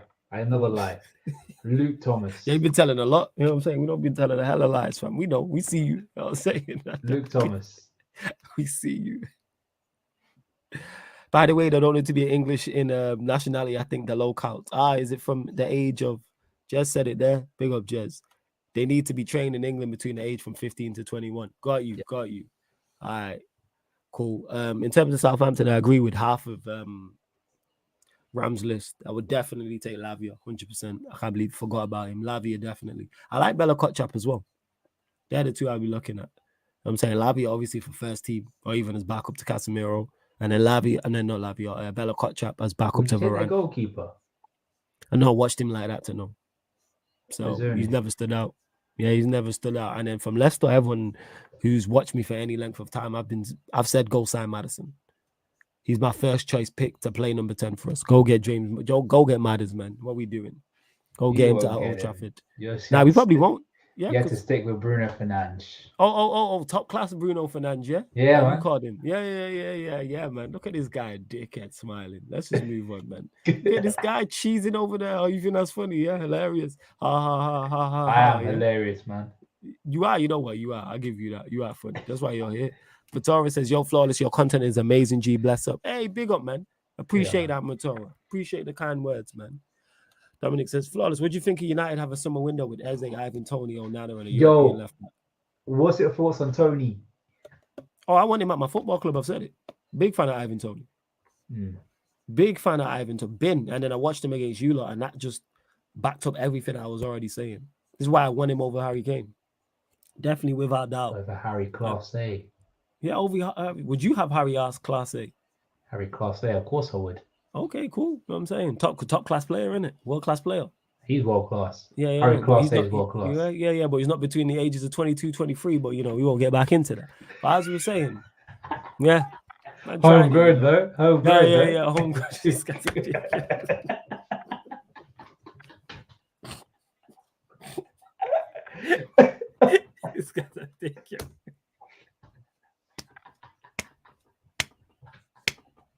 Look at this guy, yo. Homegrown though, guy at Egypt, yo. Yo, at Egypt. But yeah, Ivan Tony, yes. Onana have spoken about as well. Like, you know what I'm saying? Did he play in the game against Brighton that they won 5-1? Let me check. Did he start? Which one? Which one? The game that just happened? Onana. Did he start in that game where Everton battered Brighton 5-1? Onana. Yeah, did he start? Oh, I thought you were talking about the goalkeeper. When he said, actually, Dominic, he could be talking about the goalkeeper. I'm talking about the Everton midfielder because I want him at my club. Let us know if you're talking about the goalkeeper because you could be Dominic. That's a good spot. I'm a big fan. 100%. Let me have a look here. Let me see. Don't let him start. Hold up. Let me see who started. Lineups. Did he start? Nah, he didn't actually. I'm gonna do one now. Nah, he didn't. Wait, when he came on? I on, think he did. no, he was on the pitch. Let me check. Let's see I don't remember him playing. Nah, he was a substitute. Yeah, it's just a Ghana Gay was playing. And bro, do you still have James Garner as your player? That is a great question. One I don't have the answer to. Chat, let us know. Because he's a solid player, man. Give him a chance. Huh? I mean, I would love to sign him up for Liverpool, but yeah. Why? Because of the quota. Homegrown. Of course. Yeah, man. Yeah, take him, please. Take him. You can have him. Well, you don't rate him? He's yours. For our midfield, no. You're not going to have him. Next to Casemiro, I think you do well. Where is it? All right, now I think he'll do better next to Henderson and Fabinho. Yeah, of course he would. Yeah, you really don't rate him for where we're trying to go. No, where's he gone on loan and had a successful loan period where you go, yeah, get James Garner to my football club. I mean, you should have kept him at the Forest. Kept him wearing it. Like, all right, you lot have him. You can play next to Curtis Jones in midfield, innit? Yeah, better than Mason Mount. I don't know about that. Oh, Curtis Jones is better than Mason Mount. Okay, no, if you're talking about James Garner, I've seen. Yeah, you can have Jones. He's better than Mason You can have Mount. Curtis and Mason, man. That's cold. Nah, you Curtis, Connor, and Mason. You can't have both together. You can only have one or the other. Yeah, these men are saying homegrown hype. Yeah, I was right. He meant the central midfielder from Everton. Yeah, I would definitely take him, 100%. Because certain people was hyping up, was talking about just got clapped 5-1 by Everton on their home pitch. But we won't talk about that central midfielder. Who are you talking about? I want to know. The chat, no, you know what I'm saying? I'm talking about a certain Argentinian that won. I'm saying the World Cup that people was hyping up and telling me he's the go-to guy and United need to get him. I don't know what I'm talking about. He's better than being a good player, and then he just got clapped 5-1 on his home pitch by Sean Dyche's Everton. Funny thing, he scored a goal. Yeah. Funny thing is, he also got caught on the ball for one of the goals too. That's also true. No, exactly. Hey, context, man. This thing called context. I'm saying it's only a 2-syllable word, but it means a lot. Small word, but I'm saying, but means a lot. I'm saying KLFC says McAllister cooked your midfield flawless. Everybody cooks our midfield because our midfield is not very good because we have top class Bruno in it. That's what it is. You wouldn't live that down, would you? What let you live down something you said? Yeah. How much you mean let you live down something you said? I didn't just make because you don't like it doesn't mean you have to keep on saying it, man. It's because I don't like what I'm just adding context. Again, that key word there, context. That's what's going on. It's my job to be hearing a lot of context recently, yeah. Yeah, man, 100%. It's for people to clarify for people. It's all about clarity and making sure they have the most and best possible knowledge to understand the conversation and what's going on. Okay. So they can comprehend the actions. You know what I'm saying? So they are not befuddled by any conundrums. What about Paquetá? I'm blessed. I'm good on him. Best thing about him is his dance moves. Nah, I'm good. Nah. Okay. Nah, I'm good. I still think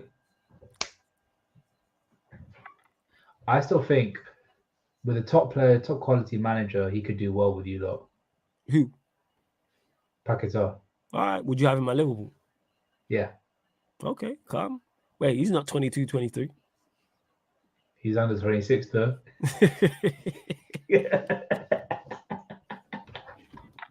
Take him at Liverpool? You know what I'm saying? Nah, I've not seen Paquetá like that. I'm like, yeah, get him to my club.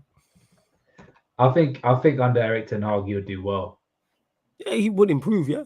But yeah, Warrior J, you said it here. Even Souček, Paquetá, Rice. So should we go get Souček? I watched Fernando cook our midfield into Sevilla. Should we go get him? You should get Souček, bro. Honestly, that bring back the Fellaini vibes, innit? Just bring him on just to score a goal with his head.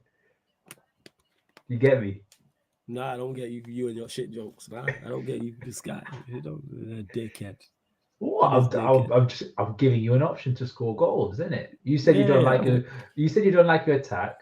Bring on Souček to score you goals. No. Go get me Go get me Ivan Toney. That's what I want. Go get me Ivan Toney. He'll sort my attack. Yeah, but that'll be too good for you. That'll be too good for you. You know? How's it too good? We deserve the best. No, you don't. Why don't we? We're the most successful team in the country. We deserve the best, 100%. Second, yeah. Yeah, the most successful. What I'm saying, what we doing? We are. What I'm saying, like we are, like in terms of trophies that matter, we are 100%. Oh, so European Cups don't matter, yeah? Nah, they do to an extent, but we're saying overall. Yeah. Hey. If you got less than a 50,000 seat stadium, I'm not hearing from you lot. You know what I'm saying? I don't have less. I have 54,000, mate. I was like, all right, less than 60 then. That's a little matchbox thing, man. We're gonna Less get than 62,000 next season. Don't worry. See, and that's light. You know what I'm saying? We'll come back when you got 90 or whatever. We've got 80, however many it is. I don't even know how big Old Trafford is. You know what I'm saying? Come back to me when you fix up your stadium, yeah? That's all. You fix them holes in your roof. We do need to fix the holes in the roof. That is facts, yo. That is 110% facts. We need to pattern that. Right, we're going to close out anyway. You know what I'm saying? We're going to close out. Let's see if there's anything I missed, which I don't think I did. One more. Yeah. Go on. Would you take Soboslai? I not even watched him. Who's he play for? Leipzig. Man, I'm not Hungarian geezer. Good? Speaking smackable. Good? Yeah, he's good. He's a 10. Taking my Liverpool? Yeah. Right. First. Rams, do you want who do you want to that's another question. Just saying, who do you want to come up from the championship? So basically Burnley and Sheffield United are already promoted, aren't they? Yeah. I'll tell you the playoffs now. Oh, Blackburn in it. No, they didn't make it. They fell just short. I think they missed out on goal difference. Damn. Why? Do you know who's their manager? Who? Do you remember Thomason? The striker. Huh? Played for Milan. I don't remember him. Mm-hmm. Oh yeah, he's the manager. Oh, he played against us in the Champions League final. I was like, so is it just because they've got? Is that what it is? Right. So it's Luton versus Sunderland and Middlesbrough versus Coventry. So there you're for Luton, Middlesbrough, Coventry, Sunderland. Luton, because they're closer to where I live. So what? You going games or something? I could go. I mean, he's literally on the way to my sister's house. So I could. So this is just about what's easier and more convenient for Rams. Hypothetically, I have one a day a week. I have no. I don't really care. Have you seen Luton Stadium? Have you seen Luton Stadium? Yeah, it's tiny. It's funny. No. You know the entrance is through someone's back garden, yeah? That's hilarious, bro. You know that? I swear, Google it. Yeah, I know. Oh, it's hilarious. Okay. All right, this guy. It's hilarious, Luton, you know. You're an enemy of progress, man. Why? Why would you want Luton in the Premier League? I don't really give a shit about Middlesbrough. I don't give a shit about Sunderland. Who is the other team? Coventry. I don't care about Coventry. Midlands, man. You know what I'm saying? What's wrong with a team? I'm need another team in the Midlands, man. I would have loved Blackburn. If Blackburn went in it, I would have 100%. Why we want Blackburn back? Why do we need another team up north? Because they won a Premier League. Enough. Yeah, they won the same amount of Premier Leagues as you. What's your point? They were the first team to win first common team to win the FA Cup history. Wait, they're one of the oldest clubs in England. Yeah, that's all well and good. I want heritage in the Premier League, my friend. Yeah. That's why I told Everton to fuck off. Everton got heritage. You got 9 Premier Leagues? Yeah, but they can still 9 titles, I should say. They can still fuck off. This guy's biasness is outrageous. But yeah, out of the teams, I want Coventry. Premier Coventry. I ain't trying to see Luton. Middlesbrough always give us a tough game. Fuck all that. And Sunderland, we've seen it. So I'm just like saying, nah, just Luton will be hilarious, man. It will just be funny. It's like Bournemouth. Bournemouth is funny because they got like a tiny stadium as well. This guy is outrageous. You outrageous. What's wrong with that? Heritage hype. You know what I'm saying? All right. Okay. Oh yeah, I forgot Carrick's managing Middlesbrough. Forgot about that. Oh, that makes it even more. That makes it even your camera don't want to hear your nonsense. That's why I blurred it. You know what I'm saying? Shut up. That's the universe saying, you know what? You talking too much Rams. You know what I'm saying? Talking too much nonsense. Oh yeah, big up for the super chat as well. Let me get to that. From Ozan Kabak. Yes, he played centre back. You know what I'm saying? Big up Virgil van Kabak. King Kenny also helped Blackburn win their Premier League. So yeah, and you're a fan of King Kenny, so therefore you should want Blackburn over Luton because it's close. It's on the way to your house.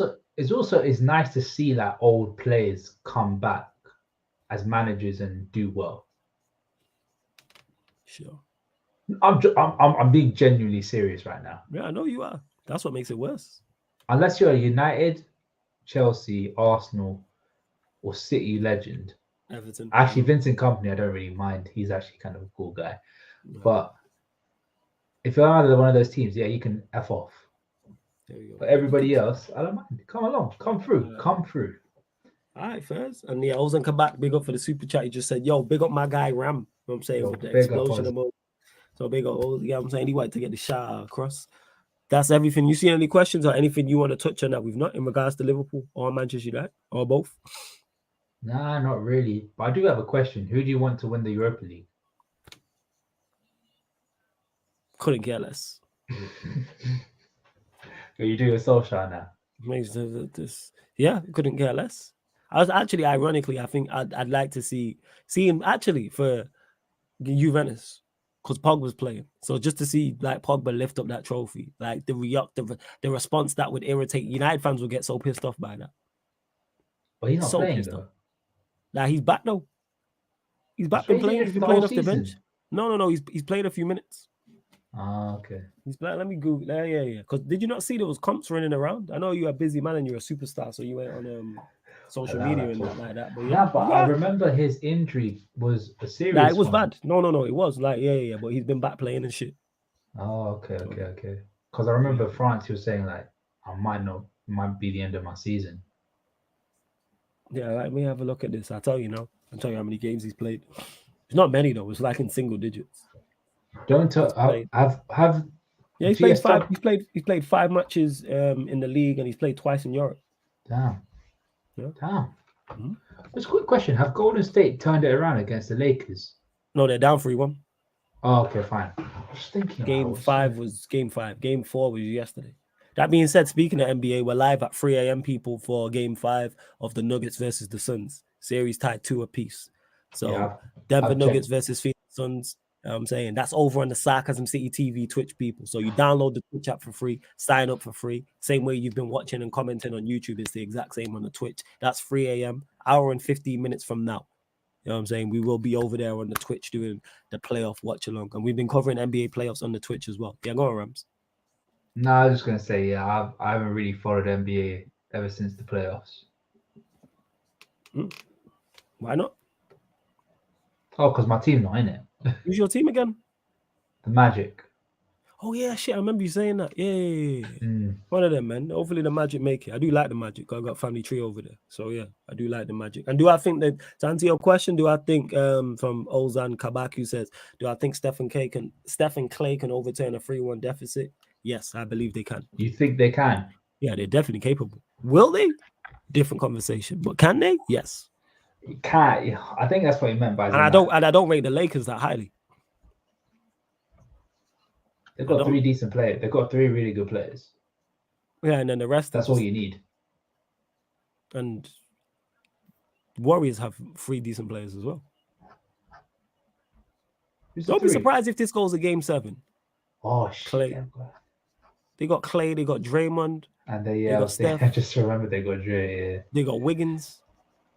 They got Looney, Peyton.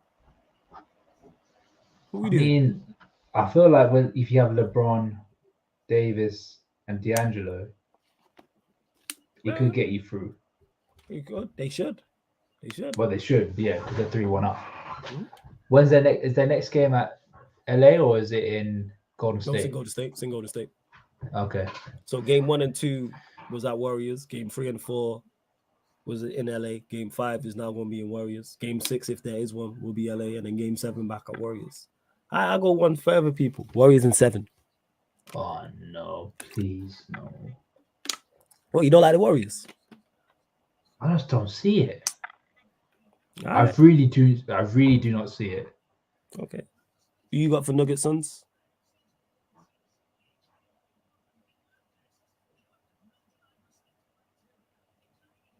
I'll go the Nuggets. Okay. Fair. All right, fair enough. And how many? Because it's two apiece now. Nuggets in 7. Fair. You follow the East? I don't follow the East like that. Certain teams I do. But again, it's the timings are a bit of a killer. If they were like, say,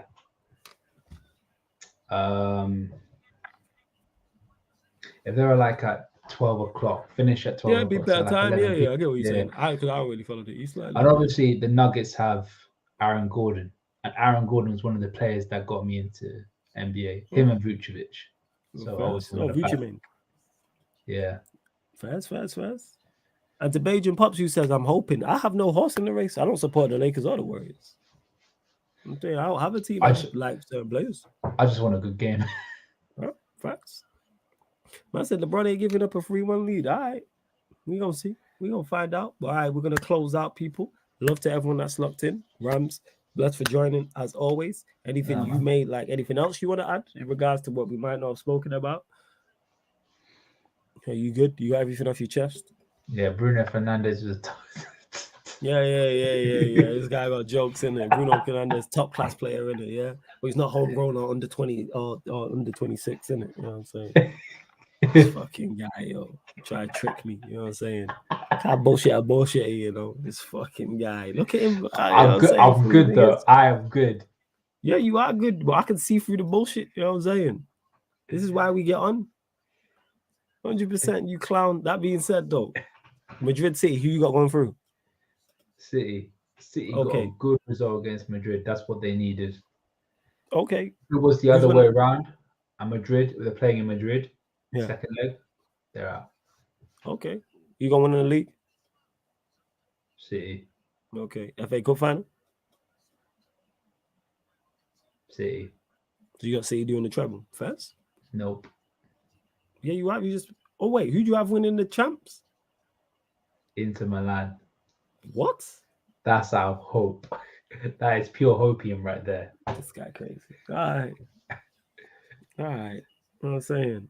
Bajan Pops and City. You know what's great about Inter winning the Champions League? They'll be one ahead of you lot, which I'm gonna love. Look at this guy propping up Inter Milan, you know. Inter Milan, you know. Now, but think about it, right? City that had their first Champions League, I don't want that. Madrid will have another one, so they won't be no one will ever catch them. And Milan, they'll have 8, and we'll have to win 3 more to be ahead of them instead of 2 more. So the only one is Inter, and they've already got. I'm glad it's out of hope. I'm glad. What I'm saying, yeah. When it comes to Man City, everything's out of hope, man.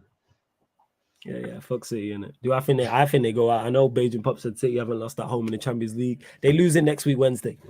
That's what I'm saying. Like, that's what it is. They lose it next week Wednesday to Real Madrid. They're also losing the FA Cup final to Manchester United as well, but we move. That is pure hopium right there. Bye. Love to everyone that's locked in. Like I said, catch you lot in just over an hour on the Twitch for that Nuggets Suns game.